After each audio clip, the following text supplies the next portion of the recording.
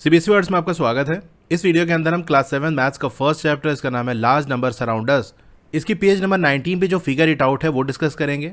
इससे पहले की वीडियोस देखनी है तो डिस्क्रिप्शन में आपको चैप्टर वाइज प्लेलिस्ट का लिंक मिल जाएगा, वहां से देख सकते हो। Question number 1, using all digits from 0 to 9 exactly once. 0 से लेकर 9 तक सारी ही डिजिट का आपको यूज करना है और एग्जैक्टली एक ही बार यूज करना है, एक से ज्यादा बार यूज नहीं करना है। जो पहली डिजिट है वो 0 नहीं होनी चाहिए। To create a 10 digit number right the, और 10 डिजिट का नंबर आपको बनाना है। ए वाले में कंडीशन दी है largest multiple of 5। Multiple of 5 मतलब ऐसा नंबर लो जो 5 से पूरी तरह से डिवाइड हो जाए, कोई रिमाइंडर ना बचे। तो जिस नंबर के लास्ट में 0 आता है, यानी वंस वाली प्लेस पे 0 आ जाए या फिर 5 आ जाए, तो ये नंबर 5 का मल्टीपल होता है, यानी 5 इसको पूरी तरह से डिवाइड कर देगा। और हमको लार्जेस्ट चाहिए, बड़े से बड़ा नंबर चाहिए। तो पहले सिंपल सा हम ऐसे सोचेंगे कि बड़े से बड़ा नंबर क्या होगा, वो हम लिख लेंगे। फिर देखेंगे क्या कुछ चेंज करना पड़ेगा, कुछ सेटिंग करनी पड़ेगी क्या, कि वो नंबर हमारा 5 का मल्टीपल बन जाए।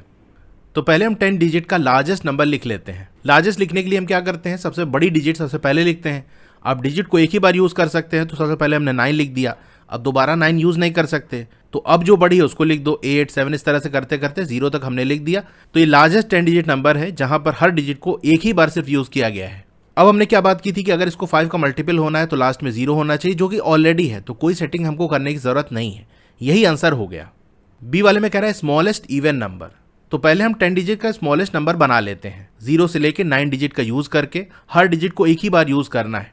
अब देखो स्मॉलेस्ट नंबर बनाना है ना, तो सबसे छोटी डिजिट पहले आएगी।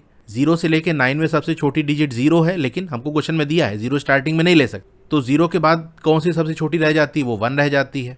स्टार्टिंग में 0 नहीं लिख सकते ना, अब आगे तो इसके लिख सकते हैं, तो अब 0 लिख देंगे। अब असेंडिंग ऑर्डर में डिजिट्स को अरेंज कर दो, 2, 3, 4, 5, 6, 7, 8, 9।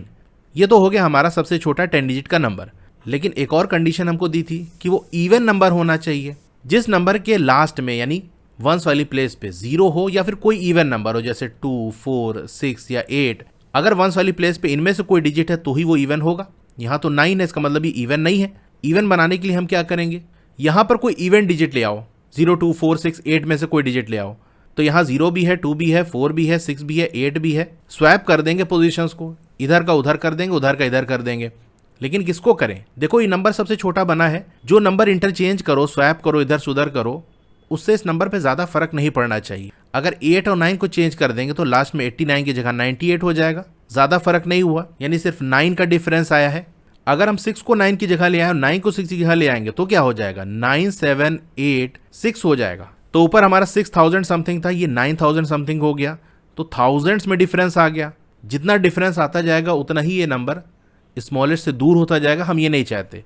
तो सबसे करीब में जो इवन नंबर है उसी से इंटरचेंज कर लो। 8 को 9 की जगह, 9 को 8 की जगह, तो 89 की जगह सिंपल आप 98 कर देना। ये वो नंबर है जो कि सबसे छोटा भी है 10 डिजिट का। सारी डिजिट एक ही बार इस्तेमाल हो रही है, एक से ज़्यादा बार इस्तेमाल नहीं हो रही है, और ये इवन भी है क्योंकि लास्ट में आपका ये इवन डिजिट आ रही है। क्वेश्चन नंबर 1 हो गया। Question number 2, the number 1030285 in the word is 10,30,285। तो इस नंबर को हम वर्ड्स में लिखेंगे तो यही आएगा। विच हैज़ 43 लेटर्स, तो इसके अंदर 43 लेटर्स हैं। Give a 7 digit number which has the maximum number of letters. अब ऐसे ही आपको एक 7 डिजिट का नंबर बताना है जिसमें सबसे ज़्यादा लेटर्स हों। तो बेसिकली हमको ऐसा नंबर लेना है जिसमें ज़्यादा लेटर्स हों। अब यहाँ मैं कुछ नंबर्स लिखता हूँ। 1, इसमें कितने लेटर हैं, 1, 2, 3, 2 में भी 3 में 5 लेटर्स हैं। तो यहाँ पर इस तरह से कुछ नंबर्स लिख दिए और उन नंबर्स के अंदर कितने लेटर्स आते हैं वो हमने लिख दिया। अब देखो सबसे ज़्यादा लेटर्स किस नंबर के अंदर आ रहे हैं। एक तो 3 के अंदर आ रहा है 5, दूसरा 7 के अंदर आ रहा है 5, 8 के अंदर आ रहा है 5। ठीक है, ये तो 1 डिजिट नंबर हो गए। अगर इससे हम 2 डिजिट नंबर बनाए, जैसे हमने लिखना है 34, 79, 86, तो वहां पर क्या होगा थोड़ा उसको देख लेते हैं। 30 समथिंग हम लिखेंगे तो उसके लिए 30 वर्ड आएगा। इसके अंदर 6 लेटर हैं, तो 30 के अंदर 6 लेटर हैं, 70 के अंदर 7 लेटर्स हैं, 80 के अंदर 6 लेटर्स हैं। तो जैसे मान लो हमको 78 लिखना है, तो वहां जो 70 होगा उसके अंदर 7 लेटर्स होंगे। अगर 30 समथिंग लिखोगे, 32, 35, 36, तो इस 30 में 6 लेटर होंगे।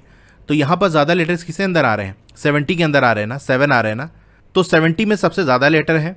इसके बाद 3, 7, 8 इनमें इक्वल नंबर ऑफ लेटर्स हैं, जो कि आपका 5 है। तो इसका मतलब हम नंबर इस तरह से बना सकते हैं 7, 7, 7, 7, 7, 7, 7। तो ये आपका 77,77,7 777, तो इसमें सबसे ज़्यादा लेटर्स होंगे। और सिर्फ यही एक नंबर नहीं बनेगा, और भी नंबर बनेंगे। कौन सा नंबर बनेगा ज़रा देखो यहाँ पर। देखो 70 में तो 7 लेटर है, ये सबसे ज़्यादा है। लेकिन जो सिंगल डिजिट है जैसे 1 2 3, इसमें 3 ले लो, 7 ले लो, 8 ले लो, सब में डिजिट बराबर है। जैसे हमने लिख दिया 73, तो 70 में 7 डिजिट और 3 में 5 डिजिट। यही इतनी डिजिट तो हमारी 77 में भी थी। 70 में 7 डिजिट और 7 के अंदर 5 डिजिट, तो एक नंबर ये बन सकता है। इसके अलावा आपका 73,73,773, ये भी एक नंबर बन सकता है। 8 लेके भी आप कर सकते हो, 78,78,778। तो ये तीनों जो नंबर हैं इनमें इक्वल नंबर ऑफ लेटर्स होंगे, जो कि सबसे ज़्यादा है। ध्यान रखना 70 वाला ही आपको लेना है, 30 और 80 नहीं लेना है, क्योंकि 70 में सबसे ज़्यादा डिजिट है। फिर उसके बाद आप 7, 8 या 3 में से कोई सा भी ले लो, इनमें इक्वल नंबर ऑफ डिजिट है, यानी तीनों में ही 5 डिजिट्स हैं। तो इन तीनों नंबर में से कोई सा भी आप लिख सकते हो। चलो ये पहले ही वाला ले लेते हैं हम, जहाँ सारे ही 7 है। तो आप लिखोगे रिक्वायर्ड नंबर इज, ये नंबर लिख देना। आपको नंबर नेम बताना था, तो यहाँ आप लिखना नंबर नेम 77,77,777, तो ये नंबर नेम हो गया। अच्छा, इसमें कितने लेटर्स हैं वो भी चलो बता देते हैं। 70 में 7 लेटर्स हैं और 7 में 5 लेटर्स हैं। इस हिसाब से काउंट कर लो कितना 70 आ रहा है और कितना 7 आ रहा है। फिर लाख, 100 और 1000 इनका अलग से काउंट कर लो, तो ये सब आपको वैल्यू दे देंगे 60 की। क्वेश्चन नंबर 2 हो गया। Question number 3, write a 9 digit number where exchanging any 2 digits result in a bigger number. आपको एक 9 डिजिट का नंबर लेना है जहां पर कोई सी भी 2 डिजिट को अगर हम एक्सचेंज कर दें, इसको इधर उसको उधर कर दें, तो एक बड़ा नंबर हमको मिले। इसको चलो एग्जाम्पल समझते हैं। अब मैंने एक नंबर लिखा 354। अगर इसकी कोई सी भी 2 डिजिट को एक्सचेंज कर दें तो क्या होगा ज़रा देखते हैं। अगर 3 को 5 की जगह और 5 को 3 की जगह कर दें तो क्या होगा, हमको नंबर मिलेगा 534। तो बड़ा नंबर मिला कि नहीं। पहले हमारा नंबर था 354, अब हो गया 534, तो बिगर नंबर हमको मिल गया। अच्छी बात है। अब एक काम करते हैं, 5 और 4 को आपस में एक्सचेंज कर लेते हैं। 5 को 4 की जगह, 4 को 5 की जगह, देखते हैं क्या बनता है। तो बनेगा 345। अब ये बड़ा नंबर बना कि छोटा नंबर बना। पहले था 354, अब हो गया 345। 54 से 45 हो गया, यानी अब स्मॉलर नंबर मिला। तो यहां पर क्या हुआ, वही सेम नंबर था, 2 डिजिट्स को आपस में एक्सचेंज किया तो एक बार बड़ा नंबर मिला, फिर दोबारा दूसरी 2 डिजिट को आपस में एक्सचेंज किया तो एक छोटा नंबर मिला। ये डिफरेंस क्यों आया, चलिए समझते हैं। जो डिजिट आपस में एक्सचेंज की हैं उनमें क्या खास बात है। पहले केस में हमने 3 और 5 को एक्सचेंज किया, दूसरे केस में 5 और 4 को एक्सचेंज किया। कोई डिफरेंस दोनों में समझ में आ रहा है। ऊपर वाले में देखो, यहाँ पर स्मॉल जो डिजिट है वो पहले लिखी है, बाद में आपकी बड़ी वाली डिजिट लिखी है। दूसरे केस में बड़ी वाली डिजिट पहले लिखी है, स्मॉलर डिजिट बाद में लिखी है। यानी जो नंबर हमारा बना है उसके अंदर जो डिजिट का ऑर्डर है वो डिसाइड करेगा कि डिजिट को एक्सचेंज करने पे नंबर हमको पहले से बड़ा मिलेगा या छोटा मिलेगा। बड़ा कब मिल रहा है, जब पहले जो डिजिट लिखी है, यानी जिन 2 डिजिट को हमने एक्सचेंज किया है उनमें पहले आपकी स्मॉल डिजिट लिखी है, बाद में बिगर डिजिट लिखी है, तो जो नंबर हमको मिलेगा वो बिगर मिलेगा। अगर हमने बड़ी डिजिट को पहले लिखा है और छोटी डिजिट बाद में लिखी हुई है, इस तरह के डिजिट को आपस में एक्सचेंज करोगे तो आपको एक छोटा नंबर मिलेगा। 5 बड़ी डिजिट थी, 4 छोटी डिजिट थी, इनको एक्सचेंज किए तो देखो छोटा नंबर मिला। 3 स्मॉलर डिजिट थी, 5 बिगर डिजिट थी, इनको आपस में एक्सचेंज किया तो एक बड़ा नंबर मिला। हमसे क्वेश्चन में कह रहा है कि आपको बड़ा नंबर मिलना चाहिए, यानी हमको पैटर्न समझ में आ गया। और कोई सी भी 2 डिजिट एक्सचेंज करनी है, यानी डिजिट का ऑर्डर इस हिसाब से लगाओ कि सबसे छोटी डिजिट पहले हो और सबसे बड़ी डिजिट बाद में हो, इस ऑर्डर में होगा। तो कोई सी भी 2 डिजिट आपस में एक्सचेंज करोगे हमेशा आपको एक बड़ा नंबर मिलेगा। कॉन्सेप्ट समझ गया। चलिए आंसर लिखते हैं। Exchanging any 2 digits in the number. अब नंबर हम लिखते हैं, 9 डिजिट का नंबर लिखना है ना, तो 1 से लेकर 9 डिजिट का हम यूज कर सकते हैं। और डिजिट को हमको असेंडिंग ऑर्डर में अरेंज करना है। सबसे छोटी डिजिट पहले लिखो और सबसे बड़ी डिजिट लास्ट में लिखो। सबसे छोटी डिजिट तो आपकी 0 है, लेकिन 0 से स्टार्ट नहीं कर सकते, तो हमको 1 ही लिखना पड़ेगा। तो 1 2 3 4 5 6 7 8 9, ये 9 डिजिट का हमारा नंबर हो गया। अब देखो इसमें कोई सी भी आपस में 2 डिजिट को एक्सचेंज करोगे, जैसे ये 4 को पकड़ लिए और यहाँ 7 को ले लिए, तो देखो स्मॉलर डिजिट पहले लिखी है, बिगर डिजिट बाद में लिखी है, इस ऑर्डर में है, तो एक्सचेंज करेंगे तो बड़ा नंबर मिलेगा। अगर एक्सचेंज कर लोगे, देखो 7 यहाँ आ जाएगा, 4 यहाँ आ जाएगा। तो पहले ये 4 लाख समथिंग आ रहा था, अब ये यहाँ पर 7 आ गया, तो 7 लाख समथिंग हो गया। बड़ा नंबर मिला कि नहीं मिला। इसी तरह से कोई सी भी डिजिट आपस में उठा लो, देखोगे जो छोटी डिजिट है वो आपको पहले मिलेगी, लेफ्ट साइड मिलेगी, और बड़ी डिजिट आपको बाद में मिलेगी, राइट साइड मिलेगी। इस तरह से है। तो अगर आप एक्सचेंज करोगे तो पहले से बड़ा नंबर मिलेगा, जो कि हमको चाहिए था। आगे आपसे पूछ रहा है how many such numbers exist. ये जो नंबर हमने बनाया है इस तरह से और कितने नंबर बनाए जा सकते हैं। तो देखो हमको 9 डिजिट का नंबर चाहिए था, 9 डिजिट्स हमने इस्तेमाल कर लिए, एक जीरो रह गया। जीरो से स्टार्ट करते हुए नंबर बना नहीं सकते क्योंकि स्टार्टिंग में जीरो लोगे तो उसका कोई मतलब नहीं। जैसे मैंने लिखा 002 तो ये जीरो काउंटिंग में नहीं आते। सिंपल ये जो 2 है ये 1 डिजिट नंबर कहलाएगा। स्टार्टिंग में जीरो नहीं लगा सकते, आप कहोगे बाद में जीरो लगा दो, 1 के बाद जीरो लगा दो, ऐसे तो कर सकते हैं, लेकिन फिर ऑर्डर गड़बड़ हो जाएगा। हमें असेंडिंग ऑर्डर में डिजिट को अरेंज करना है। अब यहाँ 1 बिगर डिजिट है, 0 स्मॉलर डिजिट है, और दूसरी बात ये दोनों आपस में एक्सचेंज नहीं हो सकते। अगर 0 पहले आ जाएगा तो ये 8 डिजिट का नंबर बन जाएगा, तो 0 हम किसी तरह से यहाँ फिट नहीं कर सकते। इसके अलावा और कोई डिजिट हमारे पास है नहीं जो लगा सकते हैं। एक डिजिट को एक से ज़्यादा बार हम लिख नहीं सकते क्योंकि उस केस में अगर वो 2 डिजिट आपस में एक्सचेंज हुई तो सेम नंबर आपको मिलेगा। जैसे मैंने लिखा 331, अब 3 और 1 को एक्सचेंज करोगे तो आपको एक अलग नंबर मिलेगा, लेकिन अगर ये दोनों 3 आपस में एक्सचेंज करोगे तो नंबर वही रहेगा। ये 3 यहाँ चला जाए, ये 3 यहाँ आ जाए, 3 तो 3 ही है ना, बात वही पड़ेगी। तो उस केस में आपको जो है वो बिगर नंबर नहीं मिलेगा बल्कि सेम नंबर मिलेगा। हमसे कंडीशन दे दी कि बिगर नंबर आपको चाहिए, उसके लिए हमको डिजिट्स को असेंडिंग ऑर्डर में अरेंज करना पड़ेगा, सारी डिजिट अलग रखनी पड़ेगी, जीरो का यूज कर नहीं सकते। इन सारी बाउंडेशन के बाद हमारे पास सिर्फ यही एक नंबर जो हमने बनाया था वही रह जाता है। तो आप लिखोगे ओनली 1 सच नंबर एग्जिस्ट, सिर्फ एक ही इस तरह का नंबर एग्जिस्ट करेगा जो कि हमने ऊपर लिख दिया। क्वेश्चन नंबर 3 हो गया। Question number 4, strike out 10 digits from the number. ये आपको इतना बड़ा सा नंबर दिया है, इसमें से 10 डिजिट को बाहर कर देना है, हटा देना है, so that the remaining number is as large as possible. ये 10 डिजिट हट जाएं तो फिर जो नंबर आपको दिखाई पड़े वो जितना बड़ा हो सकता है उतना बड़ा नंबर आपको बनाना है। तो कौन से डिजिट हम हटाएं? देखो बड़े से बड़ा नंबर चाहिए ना, वो कैसे बनता है? जब हम बड़ी से बड़ी डिजिट्स का यूज़ करते हैं। जैसे हमको लार्जेस्ट 3 डिजिट नंबर बनाना है तो हम क्या करते हैं, 9 का यूज़ करते हैं ना, क्योंकि 9 सबसे बड़ी डिजिट है। अगर आपको कंडीशन दे दी है कि हाँ भैया 9 मतलब जो भी डिजिट है वो एक ही बार यूज़ करेंगे, तो सबसे बड़ी डिजिट को सबसे पहले लिखेंगे, फिर उसके बाद जो बड़ी डिजिट है 8 वो लिखेंगे, फिर उससे बाद जो बच गई छोटी यानी सबसे बड़ी वो लिखेंगे। ये हमने 7 लिख दिया, तो ये हमारा नंबर बनेगा। यानी एक तो बड़ी से बड़ी डिजिट का यूज़ करना है, दूसरे जो बड़ी डिजिट है वो सबसे पहले आनी चाहिए, लेफ्ट साइड आनी चाहिए। अब जो ऊपर नंबर दिया उसके अंदर कंडीशन देखो, थोड़ा सा मैं यहाँ लिख देता हूँ नीचे इस नंबर को फिर से। अब देखो इसमें सबसे बड़ी डिजिट कौन सी है? 5 है ना, तो 5 को तो हमको रखना है, 5 को नहीं हटाना है, तभी हमारा नंबर बड़े से बड़ा बनेगा। दूसरी बात, इस 5 को स्टार्टिंग में रखना है। क्या मैंने बताया था, बड़ी से बड़ी डिजिट अगर स्टार्टिंग में आ जाए, बिल्कुल लेफ्ट में आ जाए, तो बड़े से बड़ा नंबर हमारा बनेगा। तो एक काम करते हैं कि स्टार्टिंग के जो 4 डिजिट है इसको हटा देते हैं। तो देखो अब 5 हमारा पहले आ गया। दूसरा एक 5 और है, ये भी इसके बगल में आ जाए तो अच्छी बात है, तो ये 4 डिजिट और हटा दी हमने। अब 2 डिजिट और हटानी है, जो छोटी से छोटी डिजिट है उसको हम हटाएंगे। तो यहाँ से 1 और 2 को हटा देते हैं क्योंकि 10 ही डिजिट हमको हटानी है। अब जो डिजिट बच गई इनसे जो नंबर बनेगा हमारा वो सबसे बड़ा नंबर होगा। अच्छा, डिजिट को इधर उधर नहीं करना है, सिर्फ डिजिट हटाने को कहा है। Required number is 5534512345। ये नंबर हमारा हो गया। क्वेश्चन नंबर 4 हो गया। Question number 5, the words 0 and 1 shares letter E and O। तो 0 और 1 को हम वर्ड्स में लिखें तो इसमें देखोगे एक तो E लेटर कॉमन है, दूसरा O लेटर कॉमन है। तो यही बात कह रहा है कि E और O दोनों के अंदर कॉमन है, दोनों शेयर कर रहे हैं। The word 1 and 2 shares a letter O। 1 और 2 के अंदर जो O है वो शेयर हो रहा है, यानी 1 के अंदर भी O आ रहा है, 2 के अंदर भी O आ रहा है। And word 2 and 3 also share letter T। 2 और 3 की बात कर लें तो इन दोनों के अंदर T आपका कॉमन आ रहा है, दोनों के अंदर ही T है कि नहीं। How for do you have to count to find the 2 consecutive numbers which do not share an English letter in common. कितनी दूर तक आपको काउंट करना पड़ेगा ये पता लगाने के लिए कि कौन से वो 2 कॉन्जिक्यूटिव नंबर हैं। कॉन्जिक्यूटिव मतलब एक के बाद एक आने वाले, जैसे 1 के बाद 2 आता है, 2 के बाद 3 आता है। तो मैंने लिखा 7 और 8, तो ये कॉन्जिक्यूटिव नंबर है क्योंकि 7 के बाद 8 आता है। अगर मैंने लिखा 9 और 11 तो ये कॉन्जिक्यूटिव नहीं है क्योंकि 9 के बाद 11 नहीं आता, 9 के बाद 10 आता है। तो कॉन्जिक्यूटिव मतलब बिल्कुल अगल बगल वाले, एक के बाद एक आने वाले। तो ऐसे ही नंबर्स का आपको बताना है।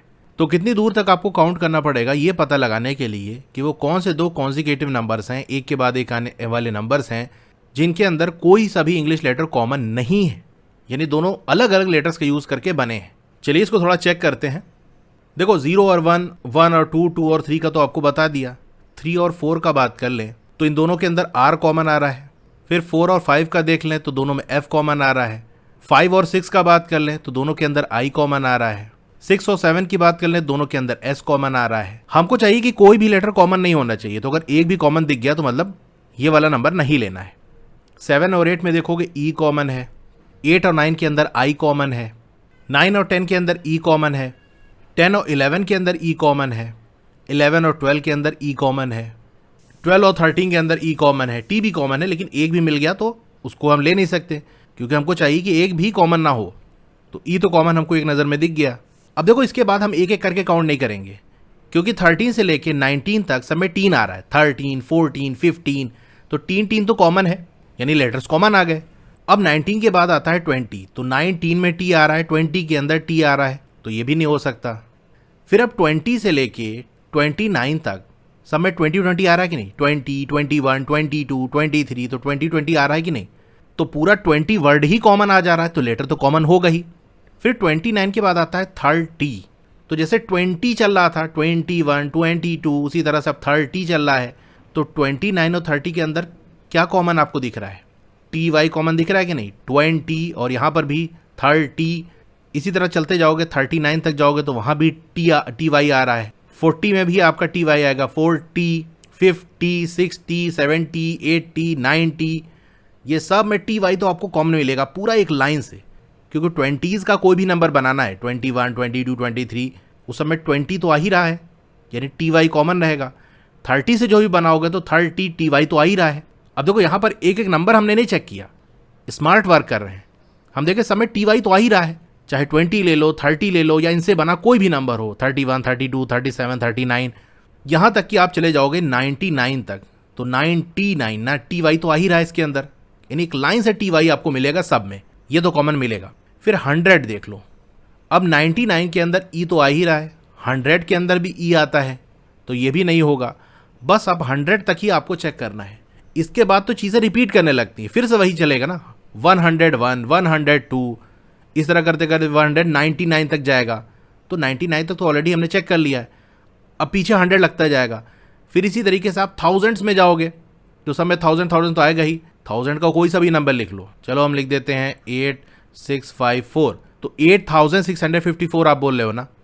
अब इसके जस्ट बाद वाला नंबर हम लिख दें 8655, तो यहाँ भी 8000 बोलोगे तो 1000 तो आ ही रहा है। फिर लाख, करोड़, तो ये सारे कॉमन ही चलते हैं, मतलब आपने सिर्फ 100 तक चेक कर लिया, अब आगे तो होगा ही नहीं क्योंकि वही नंबर रिपीट कर करके आते हैं, बस 100 लगा होगा या 1000 लगा होगा या लाख लगा होगा, नंबर यही सारे चलेंगे। क्या बात समझ में आई यहाँ से? कैसे कोई भी 2 कॉन्सिक्यूटिव नंबर्स नहीं है जिनमें कोई सा भी इंग्लिश लेटर कॉमन ना हो।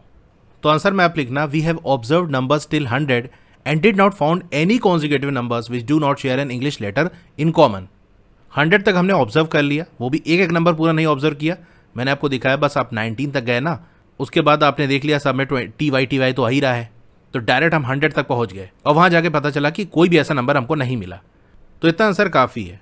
अगर आपसे वर्बली पूछ लिया जाए कि भैया ऐसा क्यों कह रहे हो, 100 से आगे की बात क्या है, तो उसको एक्सप्लेन कर लेना जो मैंने आपको बताया कि चीज़ें रिपीट होने लगेंगी और इसके आगे चेक करने का कोई मतलब नहीं है। क्वेश्चन नंबर 5 हो गया। अब ये क्वेश्चन सिंपल नहीं है, ट्रिकी है। यहाँ साइड में आपको लिखा हुआ है ट्राई दिस, यानी ये क्वेश्चन आपको सिर्फ ट्राई करना है, देखो आपसे हो पाता है कि नहीं, हो जाता है तो अच्छी बात है, नहीं होता तो कोई बात नहीं, सिर्फ आपको ट्राई करने को है।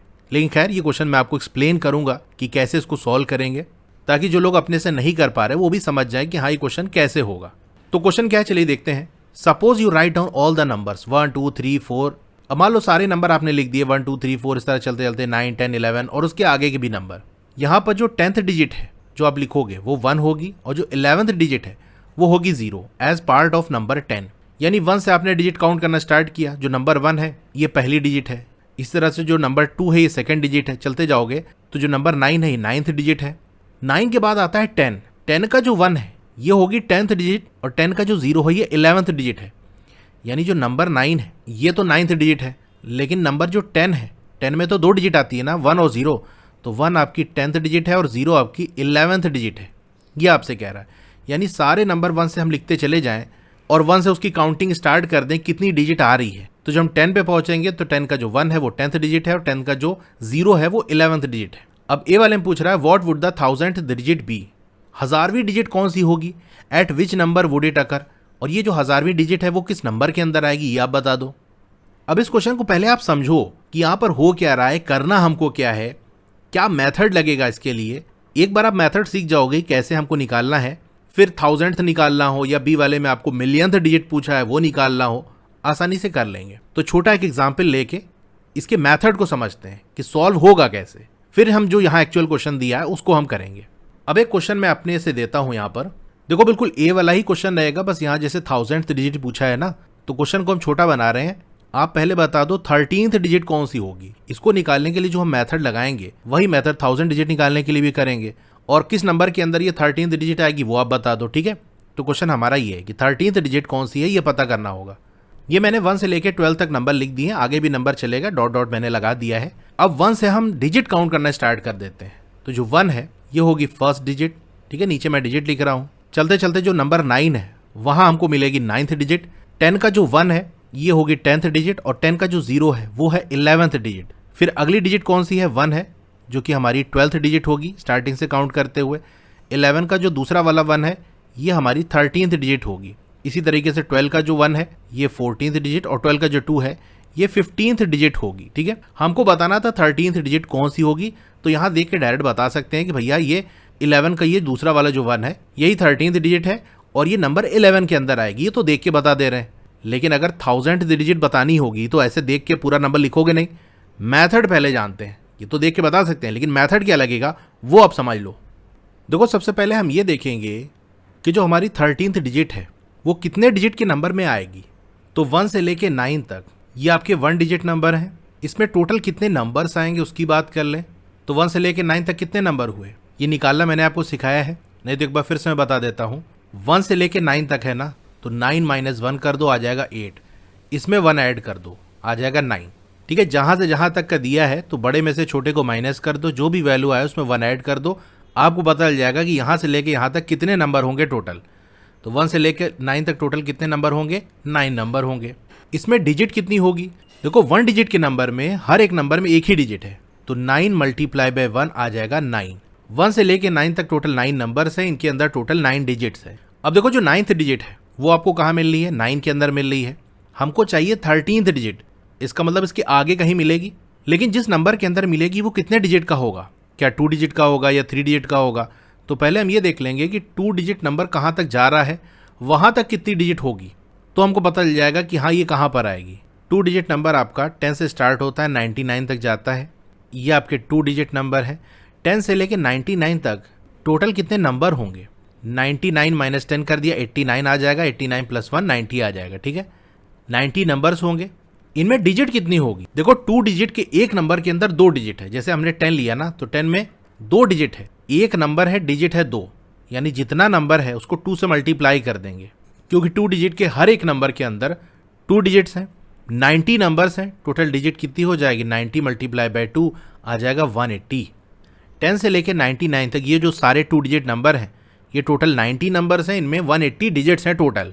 तो यहाँ से एक पॉइंट याद रखना, हमने क्या किया, हमको नंबर पता था, नंबर से हमने डिजिट निकाली, उसके लिए हमको मल्टीप्लाई करना पड़ा। किससे मल्टीप्लाई करेंगे, जितने डिजिट का वो नंबर है। भाई एक नंबर के अंदर 2 डिजिट है, तो जितने नंबर होंगे उसमें कितनी डिजिट होगी उसके लिए हम मल्टीप्लाई कर देंगे, जितने डिजिट का नंबर होगा वो। इसका अगर उल्टा करना हो, अगर नंबर ऑफ डिजिट्स आपको पता है और आपको ये निकालना है कि ये डिजिट्स मिल के कितने नंबर बनाएंगी, तो उसके लिए आपको डिवाइड करना पड़ेगा। ये रूल आप याद रखना, जो कि आगे हम अप्लाई करेंगे। अब 10 से लेके 99 तक ये तो 180 डिजिट हो गई, लेकिन काउंटिंग हमने 10 से स्टार्ट नहीं की थी, 1 से स्टार्ट की थी। ऊपर हमको 9 डिजिट मिली थी, यहाँ 180 डिजिट मिली थी।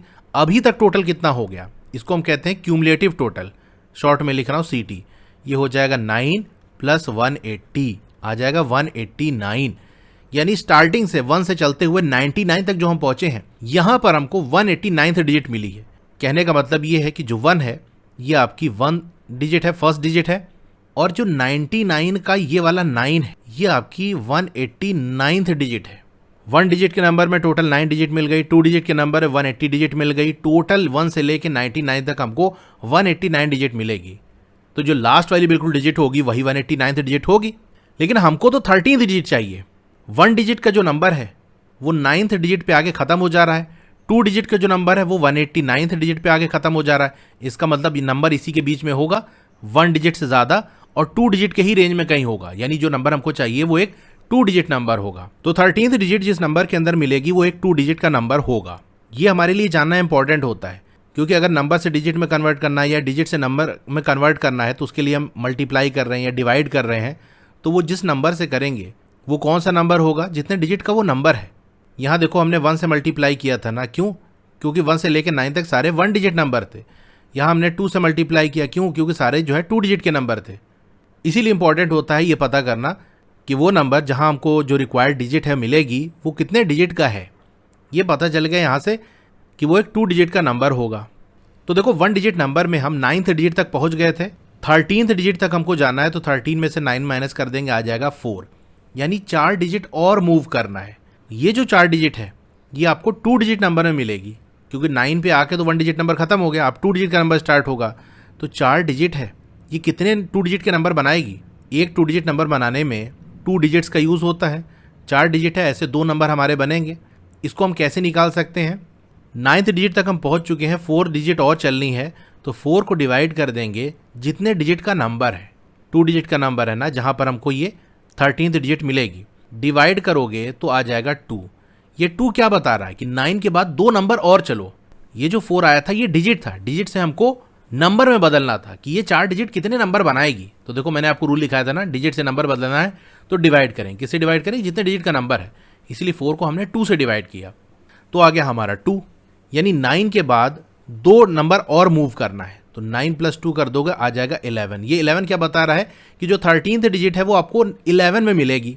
अच्छा, ये जो ऊपर हमने डिवीजन किया है, अगर इसमें पूरी तरह से नंबर डिवाइड हो जा रहा है, कोई भी रिमाइंडर नहीं बच रहा है, तो जो हमको क्वेश्चन मिलेगा यहाँ से उसको जो हम ऐड करेंगे तो डायरेक्ट जो नंबर हमको मिल रहा है उसकी लास्ट वाली डिजिट है जो रिक्वायर्ड डिजिट हमको चाहिए। यानी 11 का ये लास्ट वाली जो डिजिट है यही है आपकी 13th डिजिट। ऊपर आप मैच भी करा सकते हो, 13th डिजिट हमारी कहाँ मिल रही है? 11 का दूसरा वाला जो 1 है वहाँ पर मिल रही है। इसको शॉर्ट में एक बार फिर से बताता हूँ। 1 से लेके 9 तक हमारे टोटल 9 नंबर्स थे। हर नंबर के अंदर एक ही डिजिट है, क्योंकि 1 डिजिट का नंबर है, तो टोटल हमारे पास 9 डिजिट हो गई। यानी 1 डिजिट का जो लास्ट नंबर है वहाँ पर हमको 9th डिजिट मिलेगी। हमको 13th डिजिट चाहिए, तो 13 - 9 कर दिया, आ गया 4। यानी 4 डिजिट और हमको आगे चलनी पड़ेगी, तब हमको 13th डिजिट मिलेगी। लेकिन 4 डिजिट चल रही ना, हमको नंबर पता करना है कि 9 के बाद और कितने नंबर आगे चले हम कि रिक्वायर्ड नंबर हमको मिल जाए। पहले नंबर पहचानना है कि भैया ये नंबर है, तब हमको पता चलेगा कि हाँ इस नंबर के अंदर कौन सी डिजिट है। तो हमने क्या कर दिया, 4 को डिवाइड कर दिया 2 से, क्योंकि 2 डिजिट नंबर था, तो आ गया हमारा 2। यानी 9 के बाद 2 नंबर और आपको मूव करना पड़ेगा। तो 9 के बाद पहला नंबर आपका 10 है, दूसरा नंबर 11 है। कैसे निकाला? 9 + 2 कर दिया, जो ऊपर क्वेश्चन आया था 9 में वही ऐड कर दिया, आ गया 11। तो हमको नंबर मिल गया कि भैया 13th डिजिट हमको 11 नंबर के अंदर मिलेगी।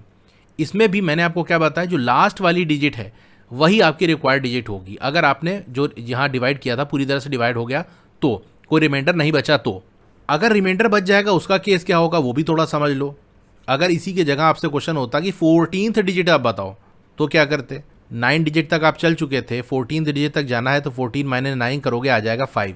अब इस 5 को किससे डिवाइड करेंगे? जितने डिजिट का नंबर है, 2 है ना, 2 से डिवाइड करोगे तो आपका 2 टाइम्स चला जाएगा, लेकिन 1 रिमाइंडर बच जाएगा। सारा काम उसी तरह से करेंगे, 9 के बाद 2 नंबर और मूव कर दो, आ जाएगा 11। लेकिन ये जो 1 रिमाइंडर बचा है ये क्या बताएगा कि 11 के बाद एक और डिजिट मूव करो। 11 की यहाँ तक हम पहुँच चुके थे, एक और जैसे ही मूव करोगे तो आप यहाँ पहुँच जाओगे नंबर 12 पे, नंबर 12 के 1 वाली डिजिट पे। 11 के ये 1 वाली डिजिट पे हम थे, 11 के बाद आता है 12। एक डिजिट जैसे ही मूव करेंगे नंबर हमारा बदल जाएगा, 11 से हम 12 में चले गए। 12 का जो 1 है यही हमारी 14th डिजिट होगी, ये देख सकते हो यहाँ पर। तो अगर रिमाइंडर बच जा रहा है तो क्या करना है, सारी चीज़ वही करना है, लास्ट में एक डिजिट और खसक जाओ। 1 रिमाइंडर बचा है ना, यानी जितना रिमाइंडर बचेगा, 1 रिमाइंडर बचा है, एक डिजिट और खसक जाओ।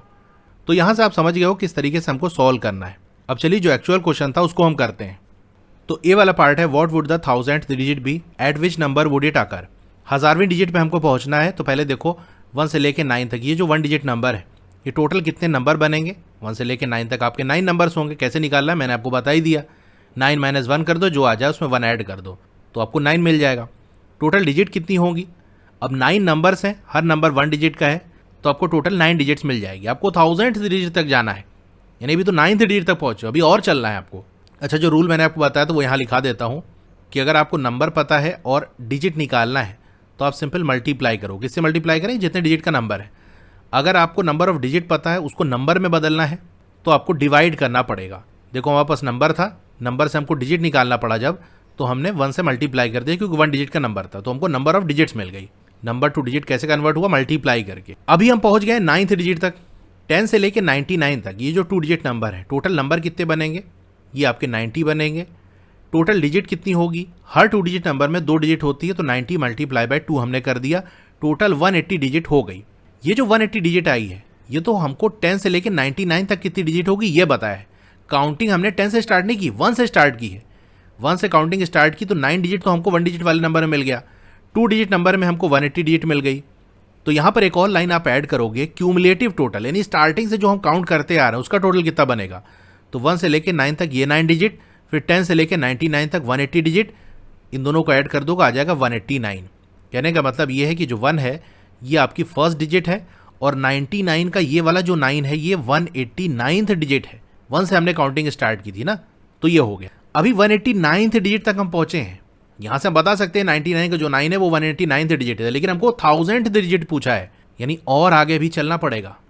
फ्रॉम 100 to 999 ये आपके 3 डिजिट नंबर्स बने। टोटल नंबर इसमें कितने होंगे? 999 माइनस 100 कर दो, जो आ जाए 1 ऐड कर दो, आ जाएगा 900। 3 डिजिट के हर एक नंबर के अंदर 3 डिजिट्स होती हैं। तो देखो नंबर हमने निकाल लिया, डिजिट में कन्वर्ट करना क्या करेंगे? मल्टीप्लाई करेंगे। किससे? कितने डिजिट का नंबर है, तो 900 को 3 से मल्टीप्लाई कर दिया, 2700 आ गया। अब क्यूमुलेटिव टोटल करेंगे, 1 से लेके 9 तक टोटल 9 डिजिट्स, 10 से लेके 99 तक 180 डिजिट्स, 100 से लेके 999 तक 2700 डिजिट। तो कहाँ पहुँच गए? 2889, यानी 1 आपका फर्स्ट डिजिट है, तो 999 की ये जो 9 है, लास्ट वाला 9, ये 2889th डिजिट है। हमको 1000th डिजिट चाहिए, ये तो काफ़ी आगे निकल गए। 2 डिजिट का जो लास्ट नंबर है 99, इसकी लास्ट वाली जो डिजिट है वो थी 189th। सबसे आखिरी वाला जो 3 डिजिट नंबर है उसकी लास्ट वाली डिजिट 2889th डिजिट है, तो 1000th डिजिट इसके बीच में आएगी कहीं। इसका मतलब 1000th डिजिट जो है वो एक 3 डिजिट नंबर के अंदर हमको मिलेगी, यानी 2 डिजिट नंबर के बाद मिलेगी और 3 डिजिट के नंबर के अंदर ही मिलेगी, क्योंकि 3 डिजिट का जो लास्ट वाला नंबर है उसकी लास्ट वाली डिजिट 2889th डिजिट है। तो मैंने क्या बताया था, पहला काम आपको ये पता करना है कि जो डिजिट हमको चाहिए वो जिस नंबर के अंदर होगी वो कितने डिजिट का होगा। यहाँ से पता चल गया कि वो एक 3 डिजिट नंबर होगा, यानी 99 और 999 इसके बीच में ना कोई नंबर आएगा, उसी के अंदर 1000th डिजिट होगी। तो इसके बीच में सारे कौन से नंबर हैं? 3 डिजिट के नंबर हैं। तो अब एक लाइन लिखोगे, since the cumulative total of digits up to 999 जो कि 2889th डिजिट बनती है, एक्सीड्स 1000, हमको 1000वीं डिजिट निकालनी है, तो 2000 समथिंग डिजिट आ गई। We know the 1000th digit is in 3 digit number, 1000वीं जो डिजिट होगी वो एक 3 डिजिट नंबर के अंदर होगी। तो यहाँ पर हम ये देखेंगे 2 डिजिट नंबर कहाँ पर एंड हो रहा है, 99 पे एंड हो रहा है ना। इसकी जो लास्ट वाली डिजिट है ये 189th डिजिट है। अब इसके आगे कितनी और डिजिट चलें कि हम 1000 डिजिट तक पहुँच जाएं, तो 1000 में से 189 को माइनस कर दोगे, तो जितनी डिजिट और अभी चलनी है वो आपको आ जाएगी। Locate the 1000th digit, digits need to reach 1000 from 189। 189 तक हम चल चुके हैं, 99 का जो 9 है लास्ट वाला वो 189th डिजिट है। अब आगे कितना चलना है वो हमको देखना है। तो 1000 में से 189 माइनस कर दिया, 811 आ गया, यानी 99 के बाद 811 डिजिट और आपको चलनी पड़ेगी। लेकिन ये तो डिजिट है ना, कितना नंबर आगे बढ़े, क्योंकि जो 99 है वो हमारा नंबर है, इसमें और कितना नंबर चलें तो हमको पता चलेगा किस नंबर पे आके पहुंचेंगे। अब इस डिजिट को नंबर में कन्वर्ट करो। Now we determine how many complete 3 digit number fit into 811 digits. Each 3 digit number contributes 3 digit, so complete 3 digit number कितने होंगे? 811 को 3 से हमने डिवाइड कर दिया, 270 आ गया। ये तो कंप्लीट आ गया, 1 रिमाइंडर भी बच जाएगा, यानी 811 जो डिजिट है वो 270 कंप्लीट नंबर्स बनाएंगी। एक डिजिट और बच जाएगी जो बाद में हम मूव करा देंगे, यानी 99 के बाद 270 नंबर और चलना है। तो 99 प्लस 270 आप कर दो तो वो आपको नंबर मिल जाएगा। सो 270th number after 99 is 99 plus 270 आ गया 369। ये नंबर हमको मिला 369, यानी 369 जो नंबर है इसकी लास्ट वाली जो डिजिट है वो रिक्वायर्ड डिजिट है, लेकिन 1 रिमाइंडर भी है तो एक और मूव कराएंगे। तो ये लिखोगे द नेक्स्ट डिजिट, यानी 1000th डिजिट कौन सी होगी, will be the first digit of the next number which is 369 plus 1 370 आ गया। कहने का मतलब ये है कि हमने 811 को 3 से डिवाइड कर दिया। 811 क्या था, नंबर ऑफ डिजिट थी, इसको 3 से डिवाइड कर दिया, आ गया 270। 270 यानी नंबर, यानी 99 के बाद 270 नंबर और चलो तो कहाँ पहुँचोगे, किस नंबर पे? 369 में पहुँचोगे। जिस नंबर पे हम पहुँचते हैं उसकी लास्ट वाली जो डिजिट है वही हमको रिक्वायर्ड डिजिट है जो हमको मिलेगी आंसर में, लेकिन 1 रिमाइंडर ही बच रहा था। तो 369 के बाद आता है आपका 370, यहाँ तक तो पहुँच गए थे, लेकिन इस रिमाइंडर की वजह से 1 डिजिट और मूव कर जाएंगे। तो जैसे ही मूव करेंगे तो हमको जो 1000वीं डिजिट है वो मिलेगी 3, और जो नंबर होगा वो 370 होगा। इसलिए देखो 369 में हमने 1 ऐड कर दिया, क्योंकि 9 के बाद जैसे ही मूव करेंगे 370 वाले नंबर में पहुंच जाएंगे। तो यहाँ से कह सकते हैं जो 1000th डिजिट है वो 3 है, and the number eight which it occur will be 370। बहुत डिटेल में सारी चीज़ें मैंने आपको एक्सप्लेन की है। अगर फिर भी नहीं समझ में आया तो डोंट वरी, आपको ये सिर्फ ट्राई करने को दिया गया था। नहीं बन पा रहा, नहीं समझ में आ रहा है तो कोई बात नहीं, एग्जाम के पॉइंट ऑफ व्यू से इंपॉर्टेंट नहीं है। आई होप कि आपके स्कूल टीचर भी इस बात को समझते होंगे कि ऐसे क्वेश्चन नहीं देने चाहिए। ये सिर्फ आपका एक तरह से IQ टेस्ट हो रहा है, क्या कितना आप सोच पा रहे हो, कितना समझ पा रहे हो, क्या अपने से क्वेश्चन कर पा रहे हो कि नहीं कर पा रहे हो। अब ये थोड़ा हाई स्टैंडर्ड का क्वेश्चन इसलिए दिया गया क्योंकि ऐसे स्टूडेंट होंगे जिनकी मैथ्स काफ़ी स्ट्रांग होगी, वो हो सकता है बिना किसी सपोर्ट के अपने से ये क्वेश्चन कर ले जाएं। तो अगर आप अपने से कर पा रहे हो तो इसका मतलब मैथ्स में आप बहुत अच्छे हो, आगे चल के मैथ्स की फील्ड में आप अच्छा काम कर सकते हो। और अगर अपने से नहीं कर पा रहे हो, मैंने यहाँ समझाया, समझ ले रहे हो, तो ये भी अच्छी बात है। अगर समझाने पे भी आपको नहीं समझ में आ रहा है, कोई बात नहीं, आप किसी और फील्ड में एक्सपर्ट हो सकते हो। ज़रूरी नहीं कि हर कोई मैथ में ही एक्सपर्ट बने, आप किसी और चीज़ में एक्सपर्ट होगे, ठीक है। तो इस क्वेश्चन को बहुत ज़्यादा सीरियस आप ना लेना, ठीक है। तो ये हमारा आंसर आ गया ए वाले पार्ट का। अब इसका बी वाला पार्ट है, what number would contain the millionth digit. किस नंबर के अंदर मिलियंथ डिजिट आएगी। तो यहाँ आपको सिर्फ वो नंबर बताना है जहाँ पर मिलियंथ डिजिट होगी। मिलियंथ डिजिट कौन वाली होगी ये आपको नहीं बताना, ठीक है। खैर वही सारी चीज़ें हमको करनी पड़ेगी जैसा ए वाले में हमने किया था। 1 से लेके 9 तक आपके सारे 1 डिजिट नंबर होंगे। टोटल इसमें 9 नंबर्स होंगे, टोटल इसमें 9 डिजिट्स होगी। फिर 10 से 99 की बात कर ले तो ये सारे 2 डिजिट नंबर्स हैं। 10 से लेके 99 तक टोटल 90 नंबर्स बने। हर नंबर के अंदर 2 डिजिट है ना, तो अगर डिजिट निकालनी होगी 2 से मल्टीप्लाई कर देंगे, आ जाएगा 180 डिजिट्स। अब क्यूमुलेटिव टोटल क्या हो जाएगा, 1 से लेके 9 तक टोटल 9 डिजिट्स हैं, 10 से लेके 99 तक 180 डिजिट्स हैं, तो ये हो जाएगा 189 डिजिट टोटल 1 से लेके 99 तक। फिर 100 से 999 की बात कर लें, ये सारे आपके 3 डिजिट नंबर हैं, टोटल 900 नंबर बनेंगे। डिजिट की बात कर लें, जितने नंबर हैं और हर नंबर के अंदर जितनी डिजिट है मल्टीप्लाई कर दिया, 2700 आ गया। क्यूमुलेटिव टोटल स्टार्टिंग से ऐड करते हुए आ गया 2889। हमको मिलियंथ डिजिट तक जाना है, अभी हम नहीं पहुंचे और आगे चलेंगे। 1000 से लेके 9999 यानी 4 डिजिट के नंबर, ये आपके टोटल 9000 होंगे। टोटल डिजिट निकालनी 9000 और हर नंबर के अंदर कितनी डिजिट है, 4 डिजिट है, मल्टीप्लाई कर दिया 36000 आ गया। क्यूमुलेटिव टोटल निकाला 38889 आ गया। अभी भी हम मिलियन तक नहीं पहुंचे हैं। फिर 10,000 से लेके 99,999 ये सारे आपके 5 डिजिट नंबर हैं। टोटल इसमें 90,000 नंबर्स आ जाएंगे। नंबर ऑफ डिजिट की बात कर ले तो 90,000 को 5 से मल्टीप्लाई कर लो, 4,50,000 आ जाएगा। क्यूमुलेटिव टोटल निकालोगे, यानी स्टार्टिंग से जितने डिजिट हम हर नंबर में देखते आ रहे हैं उन सबको ऐड करते जाएंगे। पहले 9 देखा, फिर 180, फिर 2700, फिर अभी पीछे हमने 36,000, अब आ गया यहाँ पर 4,50,000। ऐड करोगे तो 4,88,889 आ गया। अच्छा, 1 मिलियन इक्वल होता है 10 लाख के, यानी 10 लाखवीं वाली जो डिजिट है वो हमको पता करनी है। अभी तो 4 लाख समथिंग पहुंचे हैं और आगे चलो। 6 डिजिट नंबर्स की बात कर लेते हैं, ये टोटल आपके 9 लाख होंगे। इसमें डिजिट की बात कर ले तो आ गया 54 लाख। क्यूमुलेटिव टोटल क्या बनेगा, 58,88,889, यानी अब हम आगे निकल गए। हमको तो बस 10 लाख तक चलना था, 58 लाख पहुंच गए। इसका मतलब जो नंबर हमको चाहिए वो एक 6 डिजिट नंबर होगा, क्योंकि 5 डिजिट का जो लास्ट वाला नंबर है वो 99,999 है। इसकी बिल्कुल लास्ट वाली जो डिजिट है वो आ रही है 4,88,889 डिजिट, ठीक है। देखो यहाँ तक हमने निकाला था, इसका कितनी डिजिट आ गई, ये आ गई ना। तो आपको देख लेना है जहाँ से जहाँ तक हम नंबर ले रहे हैं वो हमारा नंबर हो गया, और जो यहाँ पर क्यूमुलेटिव टोटल आएगा उस नंबर की आखिरी जो डिजिट होगी वो उसी नंबर की होगी, यानी 4,88,889 डिजिट है ये। इस नंबर से जैसे ही एक आगे हम बढ़ेंगे तो आपका स्टार्ट हो जाएगा 1 लाख, जो कि एक 6 डिजिट नंबर है। तो जस्ट पहले वाली डिजिट ये थी, 9 के जस्ट बाद ये वाली डिजिट आएगी 1, जो कि 1 लाख के अंदर होगी।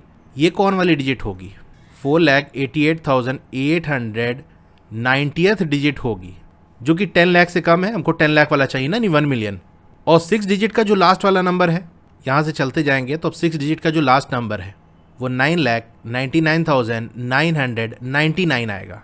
इसकी जो लास्ट वाली डिजिट है वो किस पोजीशन पे है, कौन से नंबर की डिजिट है, यहाँ पर जो क्यूमुलेटिव टोटल आया 58,88,889 डिजिट है। अब ये भी 6 डिजिट का नंबर है, ये भी 6 डिजिट का नंबर है। सबसे छोटे 6 डिजिट नंबर की जो पहली डिजिट है वो किस नंबर पे आ रही है, 4,88,890th डिजिट है। और सबसे बड़ा जो 6 डिजिट नंबर है उसकी जो लास्ट डिजिट है वो 58,08,889 डिजिट है। हमको चाहिए 10 लाख नंबर वाली डिजिट, यानी इसी के बीच में कहीं आएगा, यानी ये भी क्या होगा, एक 6 डिजिट नंबर होगा।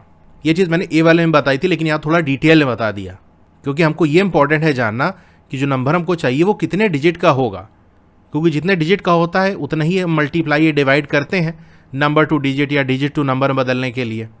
तो यहाँ से कंफर्म हो गया कि भैया वो एक 6 डिजिट नंबर होगा, क्योंकि 6 डिजिट नंबर की जो स्टार्टिंग है वो 4 लाख समथिंग वाली डिजिट नंबर से स्टार्ट होती है और जहाँ एंड होती है वो 58 लाख समथिंग होती है। तो 10 लाख इसी बीच ही में आएगा ना, यानी वो भी 6 डिजिट का होगा। तो जो नंबर चाहिए वो एक 6 डिजिट का नंबर होगा, ये तो बात ठीक है, लेकिन वो कौन सा नंबर होगा ये हमको पता करना है। तो हम क्या करेंगे, जो 5 डिजिट का लास्ट वाला नंबर है हम देखेंगे उससे कितना नंबर आगे और बढ़ जाएं हम, कि वो नंबर हमको मिल जाए। अब इसके लिए भी हमको ये करना पड़ेगा कि जो 5 डिजिट का लास्ट नंबर है उसके बिल्कुल लास्ट वाली डिजिट कहाँ तक आ रही है। ये यहाँ तक आ रही है, 4,88,889 डिजिट आ रही है, यानी अब इसके बाद कितनी और डिजिट हमको चलनी है। जो भी डिजिट हमको मूव करेंगे वो सारे 6 डिजिट नंबर के अंदर मूव करेंगे। इतना चल चुके हैं, 10 लाख तक पहुँचना है, कितना बचा, तो सिंपल 10 लाख से इस वैल्यू को माइनस कर दोगे। तो पहले आप लिखोगे since the cumulative total of the digit up to 9,99,999, जो कि 58,88,889 डिजिट बनती है, एक्सीड 1 मिलियन। 1 मिलियन से ज़्यादा हो गया, यानी 10 लाख से ज़्यादा हो गया। तो यहाँ से हम जान गए कि जो मिलियंथ डिजिट है वो एक 6 डिजिट नंबर होगी। अब लोकेट करते हैं मिलियंथ डिजिट कहाँ पर होगी, कितनी डिजिट और चाहिए 1 मिलियन पहुँचने के लिए। 5 डिजिट का जो लास्ट नंबर है वहाँ तक हम ये इतनी डिजिट तक पहुँच गए, तो उसके लिए हम क्या करेंगे, जहाँ तक पहुँचना है उसमें से जहाँ तक चल चुके हैं सब्सट्रैक्ट कर दो, यानी 5,11,111 डिजिट और मूव करनी है। ये तो इतना डिजिट मूव करनी है, कितना नंबर आगे बढ़ना है। Now we determine how many complete 6 digit number fit into this number of digits. हर जो 6 डिजिट नंबर है वो कंट्रीब्यूट कर रहा है 6 डिजिट को, यानी एक 6 डिजिट नंबर के अंदर 6 डिजिट्स हैं। कंप्लीट यहाँ पर 3 नहीं होगा बल्कि 6 होगा, ठीक है। कंप्लीट 6 डिजिट नंबर कितने बनेंगे, जितनी डिजिट और चलनी है और हर नंबर के अंदर कितनी डिजिट है। तो ये जो वैल्यू दे दिया ये हमको नंबर की वैल्यू दे दिया, कितने टोटल नंबर और बचे हैं मूव करना। अच्छा, यहाँ पर रिमाइंडर भी 1 बचा है, तो 85,185 नंबर जो है 99,999 के बाद क्या होगा, 99,999 में हम यही ऐड कर देंगे, यानी कितना नंबर और चलना है। 5 डिजिट के लास्ट नंबर के बाद कितना नंबर और मूव करना है, तो उसको ऐड कर दिया, आपको ये नंबर मिल गया 1,85,184। तो जो भी नंबर आता है उसकी लास्ट वाली डिजिट को हम पकड़ते हैं, लेकिन यहाँ रिमाइंडर है तो एक डिजिट और मूव कर जाएंगे। तो 185,184 के बाद कौन सा नंबर आता है, 185,185, यानी इसमें 1 ऐड कर दो, अगला नंबर आपको मिल जाएगा। ये आपको लिखा है यहाँ पर, 1 आपने ऐड कर दिया, नंबर आपको ये मिल गया। आपको नंबर ही मेन बताना था, तो ये आपका नंबर हो गया, यानी ये वो नंबर है जहाँ पर आपको मिलियंथ डिजिट मिलेगी। तो आंसर आपका यहीं तक होगा। ये एक एक्स्ट्रा लाइन यहाँ पर लिख गई है, चाहो तो उसको भी लिख देना कि मिलियंथ डिजिट कौन सी होगी, तो वो 1 होगी, क्योंकि यहाँ 4 तक पहुँचे थे। अब जैसे एक डिजिट मूव करेंगे अगले वाले नंबर की जो पहली डिजिट होगी वही हमारी रिक्वायर्ड डिजिट होगी। तो ये नंबर अगला वाला आया, इसकी पहली डिजिट कौन सी है, 1 है, तो मिलियंथ डिजिट आपकी 1 होगी। ये इसका आंसर हो गया। सी वाला पार्ट है, when would you have written the digit 5 for the 5,000th time. जैसे हम नंबर लिखते हैं 1 2 3 4 5 इस तरह लिखते जाते हैं ना, तो देखो ये पहली बार 5 आया, इस तरह चलते जाएंगे तो हमको 15 मिलेगा, दूसरी बार 5 आपका यहाँ आ गया, फिर इस तरह चलते जाओगे 25 आ जाएगा, तीसरी बार 5 यहाँ मिला। इस तरह नंबर हम लिखते जाएंगे तो हमको 5 मिलता जाएगा कुछ टाइम के बाद।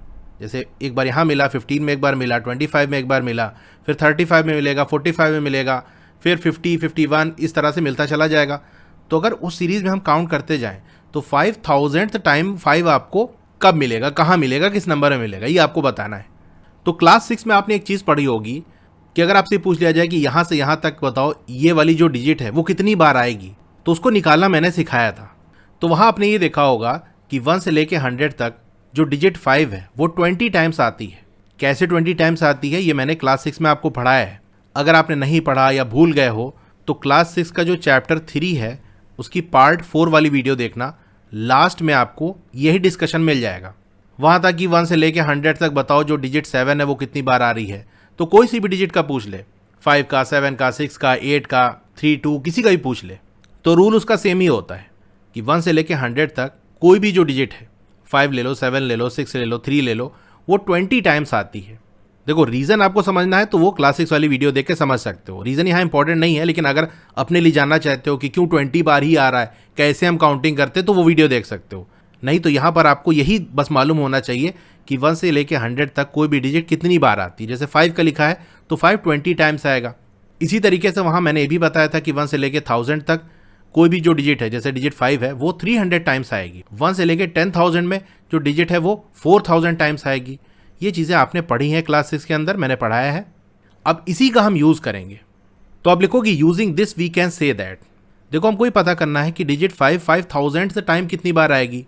तो ये तो हम जानते हैं, ऊपर जो ऐसा लिखा हुआ है कि 1 से लेके 10,000 तक में जो डिजिट 5 है वो 4000 टाइम्स आएगी।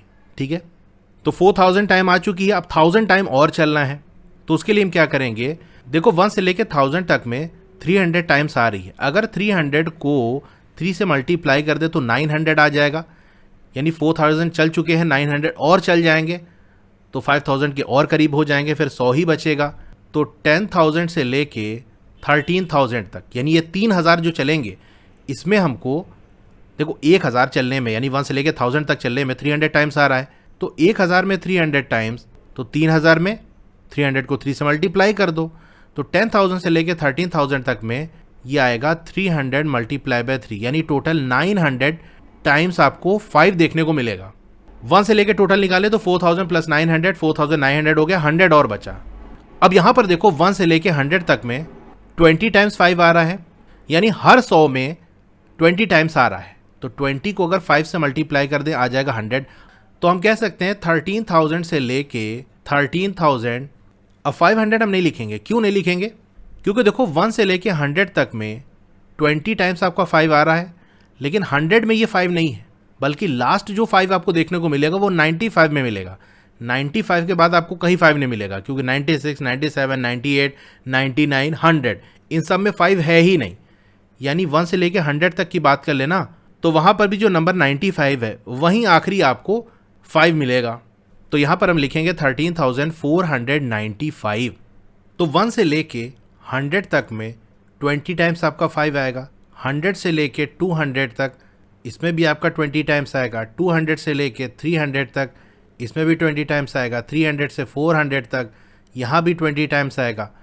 लेकिन जब 400 से 500 आप चलोगे ना, तो इसमें 500 से पहले ही, यानी 495 में ही आपको 20 टाइम्स 5 आ जाएगा, क्योंकि 1 से लेके 100 में भी 100 में 5 नहीं आ रहा है, बल्कि आखिरी जो 5 हमको मिल रहा है, यानी 20th जो 5 मिल रहा है वो 95 पे ही मिल जा रहा है। 95 के बाद 96, 97, 98, 99, 100 इनमें 5 नहीं है। तो आखिरी बार 5 आपका 95 में ही आ रहा है। तो आखिरी जो 20 बचेगा ना, तो यहाँ 20 चल गया, यहाँ 20, यहाँ 20, यहाँ 20। अब जो आखिरी 20 बचा ना, उसके लिए हमको 500 तक पूरा जाने की ज़रूरत नहीं है, बस 495 तक ही चलेंगे। यही जो 5 है ये 20th टाइम्स आ चुका है। तो 13,000 से लेकर 13,495 तक आपका 20 मल्टीप्लाई बाई 5 ये हो गया 100। 100 टाइम्स और 5 आ जाएगा। सबका टोटल निकाल लो, यानी हमको तो 1 से लेके 13,495 तक बताना है ना, तो 4,000 प्लस 900 प्लस 100 कर लोगे तो आ जाएगा 5,000। यानी ये वो नंबर है जो रिक्वायर्ड है। इस नंबर के अंदर आपको 5,000 टाइम डिजिट 5 देखने को मिलेगी। तो आंसर में इसी तरह से लिख देना, फ्रॉम 1 to 10,000 जो डिजिट 5 वो अपीयर होगी 4,000 टाइम्स। फिर 10,000 से लेके 13,000 तक 5 कितनी बार अपीयर होगा? देखो हर 1000 में ये 300 टाइम्स अपीयर हो रहा है, तो 3000 में 3 से मल्टीप्लाई कर देंगे, 900 टाइम्स आएगा। इसी तरह 13,000 से लेके 13,495 तक ये कुछ ज़्यादा ही जीरो लग गया आगे, ये जीरो नहीं होगा यहाँ पर, यहाँ कॉमा लगेगा। 13,495 तक तो डिजिट 5 जो है वो 20 मल्टीप्लाई बाय 5 100 टाइम्स अपीयर होगा। Cumulative total for number of times digit 5 appear till 13,495, 4,000 plus 900 plus 100 आ जाएगा 5,000। Thus I would have written the digit 5 for the 5,000th time in the number 13,495। तो इसी वाले पार्ट का answer हो गया। इसी के साथ क्वेश्चन नंबर 6 हमारा कंप्लीट हो गया। Question number 7, a calculator has only plus 10,000 and plus 100 buttons. Write an expression describing the number of button clicks to be made for the following numbers. तो एक कैलकुलेटर है जिसमें 2 ही बटन है, एक plus 10,000 वाली और एक प्लस 100 वाली। आपको एक्सप्रेशन लिखना है जो डिस्क्राइब कर रहा हो नंबर ऑफ बटन क्लिक्स, यानी जैसे एक्सप्रेशन हम लिखते हैं ना वैसे ही आपको लिखना है। तो उस एक्सप्रेशन के अंदर नंबर ऑफ बटन क्लिक्स हमारे ऑलरेडी डिस्क्राइब होता है, यानी अलग से आपको नंबर ऑफ बटन क्लिक्स दिखाने की जरूरत नहीं है, उसी एक्सप्रेशन के अंदर ही आपको दिखाना है और जैसा हम एक्सप्रेशन लिखते हैं उसके अंदर वो शो हो जाता है। अभी आपको मैं दिखा दूंगा। ए वाला है 20,800, तो 20,000 के लिए हमको 10,000 वाली बटन 2 बार दबानी पड़ेगी कि नहीं, तो 2 मल्टीप्लाई बाय 10,000 कर दिया, 800 बचा तो 100 वाली 8 टाइम्स दबा दो। ये एक्सप्रेशन हमारा हो गया। इसके अंदर आप देख सकते हो ये जो 2 और 8 है ये नंबर ऑफ बटन क्लिक्स को शो कर रहे हैं। बी वाला है 92,100। अब 10,000 वाली बटन अगर 9 टाइम्स दबाएंगे तो 90,000 हो जाएगा। 10,000 वाली बटन का यूज करके हम 92,000 नहीं बना सकते, सिर्फ 90,000 बना सकते हैं। 9 टाइम्स दबाएंगे तो 90,000, 10 टाइम्स दबाएंगे तो 1 लाख हो जाएगा। तो इसको 9 टाइम्स ही हम प्रेस करेंगे, यानी 9 मल्टीप्लाई बाई 10,000, तो 90,000 हो गया। अभी 2,100 बचा है, तो अगर हम 21 टाइम्स प्लस 100 वाली बटन दबा दें तो ये 2,100 हो जाएगा, यानी 21 टाइम्स प्लस 100 वाली दबा दिए तो 21 मल्टीप्लाई बाय 100 2,100 हो जाएगा। और इधर से हमारा 90,000 आ गया था, दोनों का ऐड करोगे तो वही वैल्यू आपको मिलेगी। सी वाला देखो 1,20,000 है, अगर 10,000 वाली बटन 12 टाइम्स दबाएंगे तो 1,20,000 हो जाएगा। फिर 500 बच रहा है तो 5 टाइम्स हम 100 वाली बटन दबा देंगे। यानी यहां पर क्या हो रहा है कि हमारे पास 2 ही बटन है, तो इस बटन से जो बड़ी वैल्यू है वो सारी एक साथ हम ले लेंगे। जैसे ए वाला तो सिंपल था, बी वाले की हम बात कर लें तो 9 10,000 वाली प्लेस पे है तो 9 मल्टीप्लाई बाय 10,000 कर दी, यहां तो दिक्कत है नहीं। लेकिन इससे छोटी जो बटन है वो डायरेक्ट 100 वाली बटन है, 100 वाली प्लेस पे 1 है, तो इस 2 को आप कैसे करोगे, तो मैंने क्या बताया, पीछे का जो भी मेंशन नहीं हो पाया है, 9 तो हो गया था, 2 नहीं हो पाया था, तो इन दोनों को मिला लो तो 21 मल्टीप्लाई बाय 100 कर देंगे। इसी तरह सी वाले में देखो 10,000 वाली प्लेस पे 2 है, लेकिन 10,000 से बड़ी कोई बटन है नहीं हमारे पास, तो हम क्या करेंगे, पीछे वाला ही मिला लेंगे। 12 हमने ले लिया, अब 10,000 से मल्टीप्लाई कर देंगे। ठीक है, तो ये काम यहाँ पर हो रहा है। अब डी वाला देख लो 10,000 वाली प्लेस पे 3 है, लेकिन इससे बड़ी कोई बटन नहीं है, तो 6 5 3 एक साथ ले लो, मल्टीप्लाई बाय 10,000 कर दिया, आगे कुछ है ही नहीं है तो बस इतना ही है। ई वाला देख लो 10,000 वाली प्लेस पे 2 है, तो पीछे का सारा हम ले लेंगे, 702 मल्टीप्लाई बाय 10,000 प्लस 100 वाली प्लेस पे 7 है, लेकिन 5 तो रह गया तो इसको भी मिला लो, 57 मल्टीप्लाई बाय 100। क्वेश्चन नंबर 7 हो गया। Question number 8, how many lakhs make a billion. तो पहले हम लिख लेते हैं 1 लाख, 1 होगा 50 होगा, इसको बराबर करना है, यानी इससे बनाना है हमको बिलियन। तो 1 बिलियन में 1 के साथ 9 जीरोस होते हैं भाई, 1 10 100 1000 10,000 100,000 मिलियन 10 मिलियन 100 मिलियन, उसके बाद बिलियन आता है। ठीक है, 1 लाख में है 5 जीरोस, इसमें है 9 जीरोस, 4 जीरो और चाहिए तो हम क्या करेंगे, मल्टीप्लाई करेंगे 1 और 4 जीरोस लगा दो, यानी 10,000 से आप 1 लाख को मल्टीप्लाई कर दो, तो लाख के पास 5 जीरोस हैं, मल्टीप्लाई होगा 10,000 अपने 4 जीरो और दे देगा, तो ये 9 जीरोस हो जाएगा और ये 1 बिलियन बन जाएगा। तो आप डायरेक्ट लिख देना यहाँ पर, यानी अगर आपको पता होगा 1 लाख में कितने जीरो होते हैं और 1 बिलियन में कितने जीरो होते हैं, तो सिंपल आप उसका डिफरेंस निकाल लोगे कि हाँ लाख में 5 होते हैं, बिलियन में 9 होते हैं, 4 का गैप है, 4 जीरो के लिए उसको 1 और उसके साथ 4 जीरो लगा के मल्टीप्लाई करना पड़ेगा। तो आंसर में लिख देना 10,000 lakhs make a billion. Question number 8 हो गया। Question number 9, you are given 2 sets of number cards numbered from 1 to 9। आपको 2 सेट दिए हुए हैं नंबर कार्ड्स के, जहां पर 1 से लेके 9 तक नंबर्स लिखे हैं, यानी अलग अलग कार्ड्स हैं, उस पर 1 से लेके 9 तक अलग अलग नंबर्स लिखे हैं। ऐसे ही आपको 2 सेट्स दिए हुए हैं, यानी कुछ इस तरह से 1 से लेके 9 तक नंबर कार्ड्स का एक सेट ये ऊपर और दूसरा सेट नीचे। Place a number card in each box below to get the. अब यहाँ जो बॉक्सेस आप देख रहे हो, इन बॉक्सेस के अंदर आपको नंबर कार्ड्स लगाने हैं। इस तरह से ए वाले में क्या है, लार्जेस्ट पॉसिबल सम, बड़े से बड़ा सम जो बन सकता है वो आना चाहिए ये कार्ड सेट करके। अब देखो जो भी नंबर बनेगा उसकी नंबर ऑफ डिजिट तो फिक्स है भाई, जितने बॉक्सेस यहाँ पर बने हैं उतने ही कार्ड आप लगा सकते हो, यानी उतने ही डिजिट का नंबर बनेगा। ऊपर आप देख सकते हो आपके 7 बॉक्सेस है, नहीं ऊपर जो नंबर बनेगा वो 7 डिजिट का बनेगा, नीचे आपके 5 बॉक्सेस है, तो यहाँ नंबर लगाओगे तो एक 5 डिजिट नंबर बनेगा। तो नंबर ऑफ डिजिट को हम चेंज नहीं कर सकते। अच्छा, बड़े से बड़ा सम बनाना है तो वो कैसे हो पाएगा, बड़े से बड़ा नंबर लेके, यानी दोनों नंबर बड़े से बड़े आप लोगे तो उनका जो सम आएगा वो भी बड़े से बड़ा होगा। लेकिन बड़े से बड़ा नंबर कैसे बनेगा, उसके लिए हम क्या करते हैं, जो लार्जेस्ट प्लेस है उस पर सबसे बड़ी डिजिट को रख देते हैं। इस तरीके से हम सेटिंग करते हैं, यानी सबसे बड़ी डिजिट हमारी 9 है। अब 9 1 वाली प्लेस पे रखोगे तो सिर्फ ये 9 होगा, अगर यही 9 आप 10 वाली प्लेस पे रखोगे तो 90 समथिंग बनेगा, 100 वाले पे रखोगे तो 900 समथिंग बनेगा, और ये उठाकर यहाँ पर रख दोगे तो ये कौन सी प्लेस है, 10 लाख वाली प्लेस है, तो यहाँ 90 लाख समथिंग बनेगा। तो हमको बड़े से बड़ा नंबर बनाना है ना, इसका मतलब बड़ी से बड़ी डिजिट बड़ी से बड़ी प्लेस पे रख दो। तो 9 हम यहाँ पर रख देंगे। एक 9 हमने इस्तेमाल कर लिया, अभी एक और 9 हमारे पास बचा है क्योंकि 2 सेट है ना कार्ड का, तो दूसरा 9 भी हम यहाँ रख देंगे।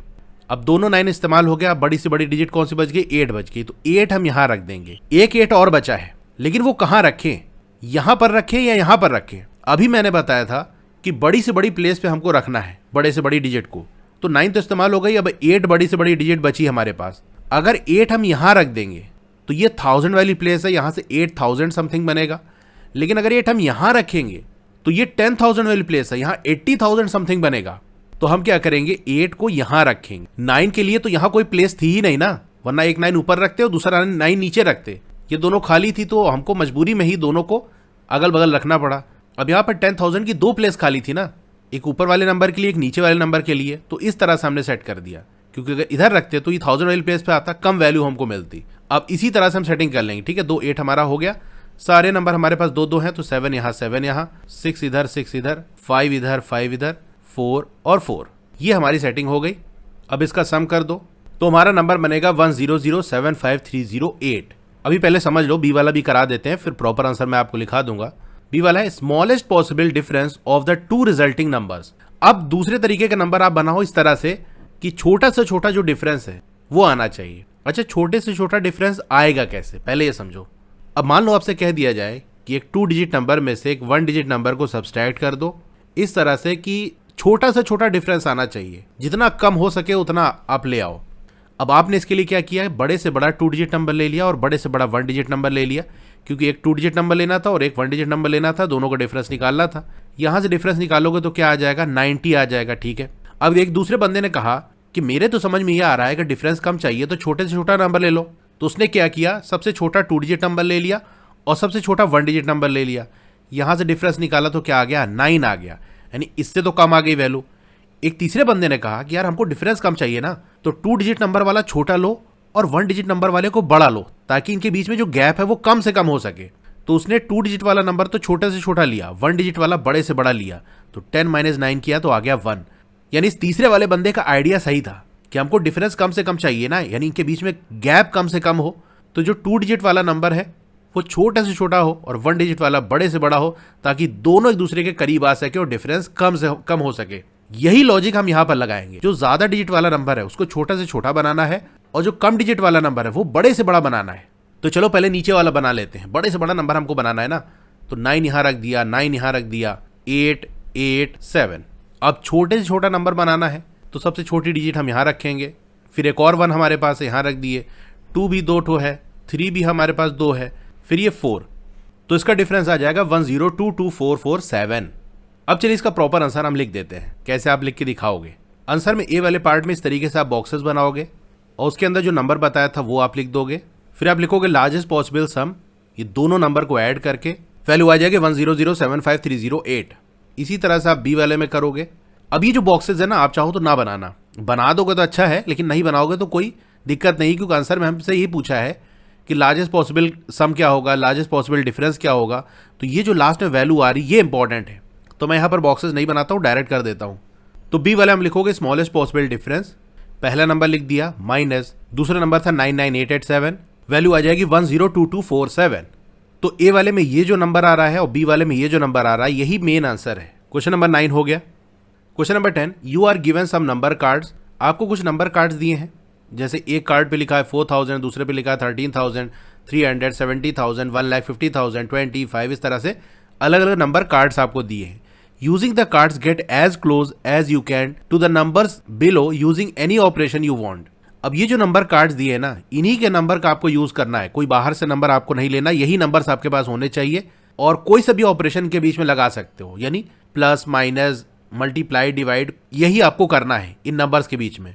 और नीचे जो नंबर्स दिए हैं वो जितना करीब से करीब उस नंबर के आप पहुंच सकते हो वहां पर आपको पहुंचना है। Each card can be used only once for making a particular number. ध्यान रखना, हर कार्ड को सिर्फ एक ही बार इस्तेमाल करना है, एक से ज्यादा इस्तेमाल नहीं कर सकते। अब देखो इस क्वेश्चन के अंदर आपको अपने से ट्राई करना है जो गिवन नंबर है उससे कितना क्लोज वैल्यू ले आ सकते हो। ऐसा नहीं कि जो सबसे क्लोज पॉसिबल है वही आपको ले आना है, आप कितना ले आ सकते हो। तो यहाँ पर कोई सही गलत आंसर की बात नहीं होगी, बस ये है कि कौन कितना क्लोज ले जा पा रहा है उसका आंसर उतना ही अच्छा माना जाएगा, ठीक है। जैसे यहाँ पर देखो ए वाले में क्या लिखा है 1,10,000।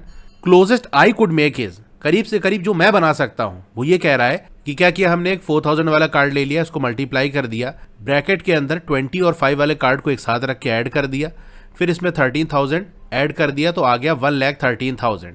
यानी 20 और 5 ऐड कर दो तो 25 आ जाएगा, 25 को 4,000 से मल्टीप्लाई कर दो, फिर जो वैल्यू आए उसमें 13,000 ऐड कर दो तो ये वैल्यू आपको मिली। कह रहा है करीब से करीब मैं ये ले आ सकता हूँ, लेकिन इसको और भी करीब ले जाया जा सकता है।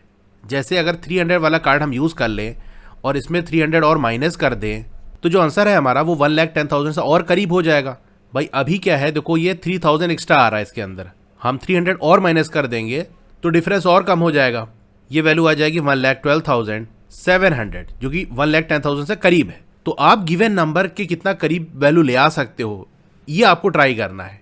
अच्छा हाँ, ये जो आंसर आपको दिया है इससे भी हम करीब वैल्यू ले आ सकते हैं। ए वाले पार्ट को मैं दूसरी तरह सॉल्व करके आपको दिखाता हूँ कि अगर मैं ले लिया 70,000 वाला कार्ड, उसमें ऐड कर दिया 4,000 मल्टीप्लाई बाय 5, 4 5 से 20 होता है तो 70,000 और 20,000 90,000 हो गया, फिर इसमें 13,000 और ऐड कर दिया तो ये 1,03,000 हो जाएगा।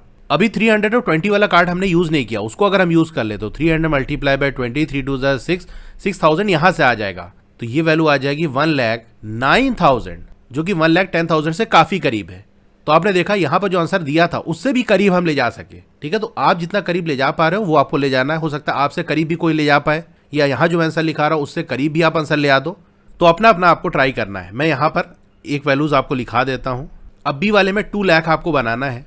तो देखो हमको 1,50,000 दिया है और 70,000 दिया है, इसको ऐड कर देंगे 2,20,000 आ जाएगा, और 4,000 और 5 को मल्टीप्लाई कर देंगे तो 20,000 यहाँ से आ जाएगा, यानी 20,000 सब्सट्रैक्ट कर देंगे तो एग्जैक्ट 2 लाख हमको मिल जा रहा है। कहने का मतलब ये है 1,50,000 प्लस 70,000 कर दिया तो ये आपका 2,20,000 हो जाएगा। इसमें से अगर सब्सट्रैक्ट कर दें हम 4,000 मल्टीप्लाई बाई 5 को तो आपको एग्जैक्ट 2 लाख वैल्यू मिल जाएगी। तो ऐसा भी हो सकता है बिल्कुल एग्जैक्ट जो वैल्यू दी है वही आ जाए। सी वाला देख लो 5,80,000, तो 70,000 को अगर 5 से मल्टीप्लाई कर दें तो 7 5 से 35 होता है, यानी 3,50,000 आ जाएगा। हमको 5,80,000 चाहिए ना, तो 1,50,000 एक और है हमारे पास, उसको ऐड कर देते हैं। तो इससे क्या हो जाएगा, ये टोटल यहाँ तक 5 लाख हो जाएगा। फिर 80,000 और बचेगा। देखते हैं कितना करीब हम जा सकते हैं, क्या 80,000 में पहुंच सकते हैं। देखो यहाँ पर 4,000 है और ये 20 है, 4 2 8 होता है ना, इसको मल्टीप्लाई कर देंगे 80,000 हो जाएगा। तो 4,000 मल्टीप्लाई बाय 20 तो 4 2 8 और 4 zeros 80,000 हो जाएगा। तो यहाँ भी हमको एग्जैक्ट वैल्यू मिल गई 5,80,000। अब देखो जरूरी नहीं कि आपकी भी एग्जैक्ट वैल्यू आ जाए, इससे करीब से करीब आप कितना ले जा सकते हो वो है इंपॉर्टेंट। फिर डी वाले की बात कर लेते हैं 12,45,000, तो 12 लाख समथिंग यानी बड़ी वैल्यू है। अगर यहाँ पर हम 70,000 को 20 से मल्टीप्लाई कर दें तो ये 14 लाख बन जाएगा। हमको चाहिए 12,45,000, यानी इस 14 लाख में से और वैल्यू कम करनी पड़ेगी। हमारे पास 1,50,000 है तो 14 लाख में से 1,50,000 सब्सट्रैक्ट कर देंगे तो 12,50,000 हमारा बचेगा, और यहाँ पर है 12,45,000, यानी 5,000 और कम करना है। हमारे पास 4,000 वाला है तो उसको हम माइनस कर देते हैं तो 1,000 का डिफरेंस बचेगा। अभी 300 वाला भी तो है, उसको भी सब्सट्रैक्ट कर देते हैं। तो इसको आप सॉल्व करोगे तो आएगा 12,45,700 जो कि काफ़ी करीब है गिवन नंबर से। इसी तरह आप ई वाला कर लो, ये 20 लाख समथिंग है, तो हम एक काम करते हैं 1,50,000 वाले को यूज़ करते हैं। अगर 1,50,000 को 20 से मल्टीप्लाई करेंगे 15 2 30, ये 30 लाख बन जाएगा जो कि काफ़ी ज़्यादा है। अगर 5 से मल्टीप्लाई करेंगे तो 7,50,000 आ जाएगा जो कि काफ़ी कम है। तो एक काम करते हैं 25 को माइनस कर देते हैं, 50 से मल्टीप्लाई करते हैं। तो 1,50,000 को मल्टीप्लाई करेंगे 20 - 5 से, 20 - 5 आपका 15 होता है, 15 से 225 होगा, यानी 22,50,000 आ जाएगा जो कि काफ़ी करीब है। अब कुछ चीज़ें और सब्सट्रैक्ट करके इसके और करीब हम ले जा देंगे। जैसे हमारे पास 70,000 का कार्ड है, इसको माइनस कर दिया, 13,000 वाले को माइनस कर दिया, -4,000 -300, ये सब कर लोगे तो आ जाएगा 21,62,700 जो कि 20,90,800 से काफ़ी करीब है, यानी 71,900 का डिफरेंस आएगा। तो इतने बड़े नंबर में इतने का डिफरेंस ठीक है, काफ़ी करीब हम ले जा सके। तो ये वैल्यू अपने हिसाब से मैंने ट्राई की है, आप खुद से कोशिश करना, हो सकता है आप और करीब ले जाओ। ठीक है, तो ये क्वेश्चन नंबर 10 हमारा हो गया। Question number 11, find out how many coins should be stacked to make the height of the Statue of Unity, assume each coin is 1 millimetre thick. यानी कितने सिक्के एक के ऊपर एक लगाएं कि वो जो पूरे सिक्के लग रहे हैं उनकी जो टोटल हाइट है वो स्टैच्यू ऑफ यूनिटी को मैच कर जाए, यानी लगभग उसके बराबर हो जाए। अब आप ये पूछ सकते हो कि कॉइन कितना मोटा है, तो ये दे दिया आपको कि 1 मिलीमीटर थिक है। तो आप लिखोगे assumed thickness of each coin equal है 1 मिलीमीटर के, यानी एज्यूम कर रहे हैं, मान रहे हैं। Height of statue of unity कितनी है? 180 मीटर, ये हमने चैप्टर के स्टार्टिंग में देखा था। अब जिन चीज़ों को आपस में हम कंपेयर कर रहे हैं ना, उनकी यूनिट सेम होनी चाहिए, तभी कंपैरिजन हो पाता है। ऊपर वैल्यू मिलीमीटर में है, यहाँ मीटर में है, तो चाहे मिलीमीटर को मीटर में कन्वर्ट कर लो या मीटर को मिलीमीटर में कन्वर्ट कर लो। अब छोटे से बड़ी यूनिट में कन्वर्ट करते हैं ना, तो वहाँ डेसिमल के चक्कर आ जाता है, इसीलिए बड़ी को छोटे में बदल लेते हैं, यानी मीटर को मिलीमीटर में बदल लेते हैं। तो मीटर को मिलीमीटर में बदलने के लिए 1000 से मल्टीप्लाई करना पड़ेगा, तो ये वैल्यू आ जाएगी 1,80,000 मिलीमीटर। ये स्टैच्यू ऑफ यूनिटी की हाइट हो गई। अब हमको ये पता करना है कितने कॉइन्स को स्टैक करना पड़ेगा, एक के ऊपर एक लगाना पड़ेगा। तो उसके लिए जो स्टैच्यू ऑफ यूनिटी की हाइट है उसको एक सिक्के की हाइट से हम डिवाइड कर देंगे, यानी उसकी थिकनेस से डिवाइड कर देंगे। क्यों डिवाइड कर रहे हैं, नहीं समझ पा रहे हो तो मैं थोड़ा सा बता देता हूँ। जैसे मान लो आपसे ही पूछा जाता है कि बताओ 3 मिलीमीटर हाइट हमको पहुंचानी है, कितने सिक्के लगाने पड़ेंगे? तो आप सिंपल क्या करोगे, जितनी हाइट हमको चाहिए और एक कॉइन की जो थिकनेस है उससे डिवाइड कर देंगे, आ जाएगा 3, यानी 3 सिक्के लगाने पड़ेंगे। एक सिक्के की हाइट है 1 मिलीमीटर, तो ऐसे एक और सिक्का, यानी 3 सिक्का लगाओगे तो 1 1 1 3 मिलीमीटर आ जाएगा। समझ गए क्यों डिवाइड कर रहे हैं? अब चलिए करते हैं। Number of coins to be stacked to match the height of the Statue of Unity equal 1 से डिवाइड करोगे तो वही आ जाएगा, यानी 1,80,000 कॉइन्स एक के ऊपर एक लगाओगे तो उसकी हाइट जो है स्टैच्यू ऑफ यूनिटी की हाइट के बराबर हो जाएगी। क्वेश्चन नंबर 11 हो गया। Question number 12, grey headed albatrosses have a रफली 7 फीट वाइड विंग स्पैन। अब यहाँ पर एल्बाट्रॉस बर्ड के बारे में बात की जा रही है, जिनका जो विंग स्पैन यानी पंख फैला दें तो जो लंबाई आएगी वो 7 फीट की होती है। They are known to migrate across several oceans, ये कई सारे समुद्र को पार कर जाते हैं, इनके लिए इनको जाना जाता है, यानी बड़ी लंबी लंबी दूरी ये तय करते हैं। Albatrosses can cover about 900 to 1000 kilometre in a day, एक दिन के अंदर ये लगभग 900 से 1000 किलोमीटर तक की दूरी कवर कर लेते हैं। One of the longest single trip recorded is about 12,000 kilometre. तो ये लंबी लंबी दूरी तय करते हैं। एक दूरी जिसको रिकॉर्ड किया गया था वो लगभग 12,000 किलोमीटर की थी, यानी एक ही ट्रिप के अंदर, एक ही सफर के अंदर उन्होंने 12,000 किलोमीटर की दूरी तय की थी, ऐसा रिकॉर्ड किया गया है। अब आपसे पूछा जा रहा है how many days would such a trip take to cross the Pacific Ocean approximately. अब आप बताओ कितना दिन लगेगा इसी तरीके की ट्रिप को करने में कि वो पैसिफिक ओशन को क्रॉस कर जाए, लगभग बता दो। अब क्वेश्चन को ध्यान से देखो, यहां पर आपसे ये नहीं कह रहा है कि 12,000 किलोमीटर की दूरी वो कितने दिन में कवर करेंगे, कह रहा है पैसिफिक ओशन को क्रॉस करने में कितना दिन लगेगा। अब आप पूछोगे ये 12,000 किलोमीटर किसके बारे में बात की जा रही है, तो यहाँ कह रहा है one of the longest single trip, यानी कई सारे वो सफर करते हैं। एक सफर जिसको रिकॉर्ड किया गया था वो लगभग 12,000 किलोमीटर का था।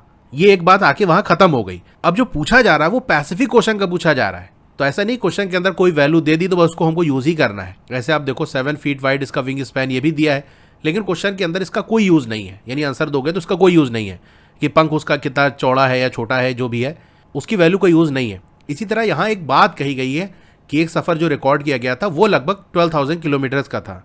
जो पूछा जा रहा है वो ये कि पैसिफिक ओशन को क्रॉस करने में कितना दिन लगेगा।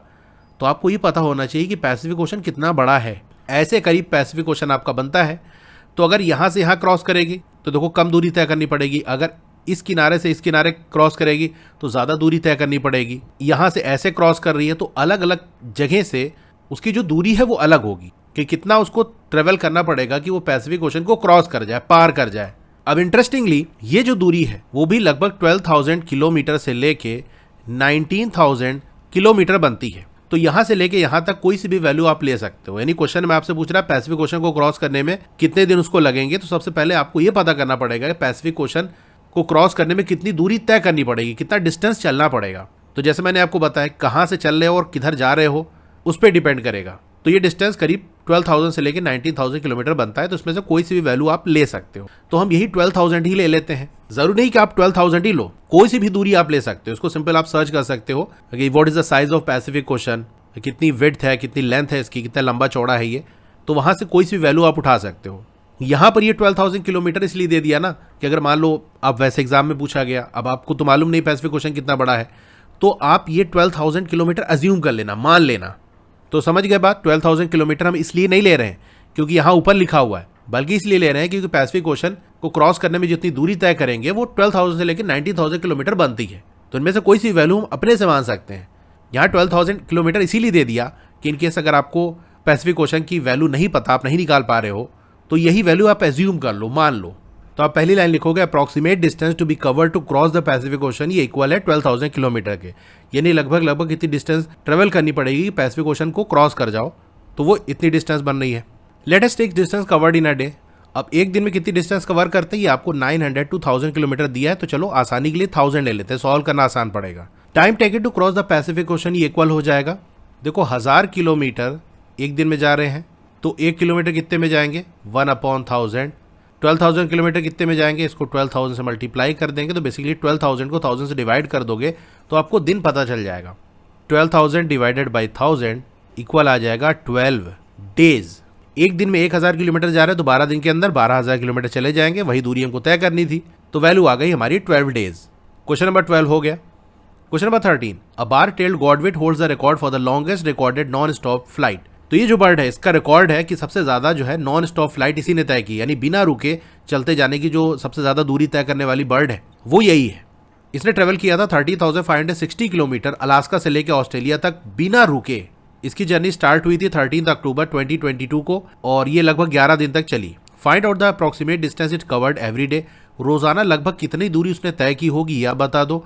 Find out the approximate distance it covered every hour. हर घंटे में उसने लगभग कितनी दूरी तय की होगी ये भी आप बता दो। तो चलिए बताते हैं इसको। तो हमको क्या दिया, distance covered by गॉडविट in 11 days. 11 दिन के अंदर उसने पूरी जर्नी को कंप्लीट किया था और कितनी दूरी तय की थी 13,560 किलोमीटर। तो 11 दिन में इतना जा रही, एक दिन में कितना जाएगी 11 से डिवाइड कर दो, तो ये वैल्यू आ जाएगी 1232। देखो पूरी तरह से डिवाइड नहीं होगा, आपको अप्रॉक्सीमेट ही बताना था, लगभग लगभग ही बताना था।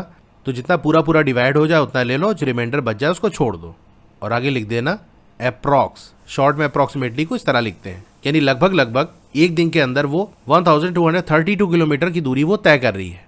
ये तो एक दिन का आ गया। आपको एवरी आवर का बताना है। एक दिन में 24 घंटे होते हैं, नहीं 24 घंटे में इतनी दूरी तय कर रही है, तो एक घंटे में 24 से डिवाइड कर दो, तो ये आ जाएगा 52 किलोमीटर। अच्छा हाँ, यहाँ पर देखो डिस्टेंस की बात हो रही है ना, किलोमीटर ब्रैकेट में लिख देना अप्रॉक्स, ठीक है। इसी तरह यहाँ 51 आ जाएगा, पूरी तरह से नहीं डिवाइड होगा, यहाँ पर रिमाइंडर बचेगा, लेकिन रिमाइंडर को छोड़ दो, डेसिमल वगैरह में लाने की जरूरत नहीं है। लगभग लगभग हमको बताना है, यहाँ भी आप ब्रैकेट में अप्रॉक्स लिख देना, यानी लगभग लगभग हर घंटे वो 51 किलोमीटर की दूरी तय कर रही थी। तो क्वेश्चन नंबर 13 हमारा हो गया। क्वेश्चन नंबर 14, बोल्ड ईगल्स, ठीक है, ए लिखा है लेकिन इसको बोल्ड पढ़ेंगे, यानी गंजा। गंजे ईगल की बात हो रही है, known to fly as high as 4,500 to 6,000 metre above the ground level, ठीक है, इतनी ऊंची उड़ान भरते हैं। माउंट एवरेस्ट की हाइट आपको दी है, एरोप्लेन जो फ्लाई करते हैं उनकी हाइट आपको दी है, कितनी ऊंचाई पे उड़ते हैं। क्वेश्चन पूछ रहा है how many times bigger are these heights compare to Somu's building. तो सोमू की बिल्डिंग जिसको हमने इस चैप्टर की स्टार्टिंग में देखा था कि वो 40 मीटर की हाइट की है, तो उससे अगर हम कंपेयर करें तो कितना टाइम्स ये हाइट बनती है। वहाँ पर एक चीज़ और मैंने आपको बताई थी कि अगर आपसे पूछ लीजिए कितना टाइम्स, तो उसमें हम डिवाइड करेंगे, बड़ी वाली वैल्यू को छोटे से डिवाइड कर दो तो आपको पता चल जाएगा कि हाँ ये कितना टाइम्स है। तो चलिए करते हैं इसको। तो आप लिखोगे हाइट ऑफ सोमोज बिल्डिंग इक्वल है 40 मीटर के। अब 3 चीज़ें हमसे पूछ रही है ना, तो ए बी सी पार्ट करके हम इसका आंसर दे देते हैं। तो ए वाला है हमारा बॉल्ड ईगल फ्लाइट हाइट, यानी कितना ऊंचा उड़ते हैं, वो हमको दिया है वैल्यू, रेंज हमने लिख दिया। दोनों के लिए हम वैल्यू निकाल लेते हैं, 4,500 डिवाइडेड बाई 40, डिवाइड करेंगे तो कितना टाइम्स है वो आ जाएगा। तो पूरी तरह से नहीं डिवाइड होगा, रिमाइंडर वगैरह का छोड़ देना, तो 112 अप्रॉक्स आ जाएगा। दूसरी वैल्यू भी इसी तरह से निकाल लो, 6,000 डिवाइडेड बाई 40, ये तो पूरी तरह से डिवाइड हो जाएगा, आ जाएगा 150। तो आप लिख देना bald eagle fly about 112 to 150 times higher than Somu's building. तो इतना गुना ज़्यादा ऊंचाई पे उड़ते हैं। फिर बी वाले माउंट एवरेस्ट की बात कर लेते हैं, 40 से डिवाइड करोगे इसको तो 221 अप्रॉक्स आ जाएगा। Mount Everest is about 221 times taller than Somu's building. फिर लास्ट में एरोप्लेन्स की बात की जा रही है तो वो कर लेते हैं, 10,000 को 40 से डिवाइड करोगे 250 आ जाएगा। 12,800 को 40 से डिवाइड करोगे, ये भी पूरी तरह से डिवाइड हो जाएगा और आ जाएगा 320। फाइनल लाइन आप लिख देना, aeroplane fly about 250 to 320 times higher than Somu's building. तो ये तीनों चीज़ का कंपैरिजन हमने कर दिया और ये आंसर हमारा हो गया। यहाँ करीब पूरा चैप्टर हमारा कंप्लीट हो गया। क्लास 7 की और भी वीडियोस देखनी है तो इस तरह से आपकी वीडियो चल रही होगी, पहले वीडियो को लाइक कर लो, चैनल को सब्सक्राइब कर लो, मोर पे क्लिक करना है, फिर से मोर पे क्लिक करोगे तो डिस्क्रिप्शन ओपन हो जाएगा, यहाँ आपको व्हाट्सएप चैनल का लिंक मिल जाएगा, तो इससे आप मेरे व्हाट्सएप चैनल से ज्वाइन हो सकते हो। डोंट वरी, आपका नाम और फोन नंबर किसी को विजिबल नहीं होगा। व्हाट्सएप चैनल पे नई वीडियोस की अपडेट आपको मिलती रहेंगी। फिर एक्सरसाइज और ट्राइडिस का सॉल्यूशन देखने तो मेरी वेबसाइट है estudywala.com, उसका लिंक भी है, वहां से आप विजिट कर सकते हो। और नीचे आओगे तो क्लास 7 मैथ्स के चैप्टर वाइज प्लेलिस्ट का लिंक आपको मिल जाएगा। जिस चैप्टर की वीडियो देखनी है उसके नीचे दिए हुए लिंक पे क्लिक करोगे तो चैप्टर की प्लेलिस्ट ओपन हो जाएगी। इसी तरह और भी सब्जेक्ट के प्लेलिस्ट का लिंक आपको मिल जाएगा।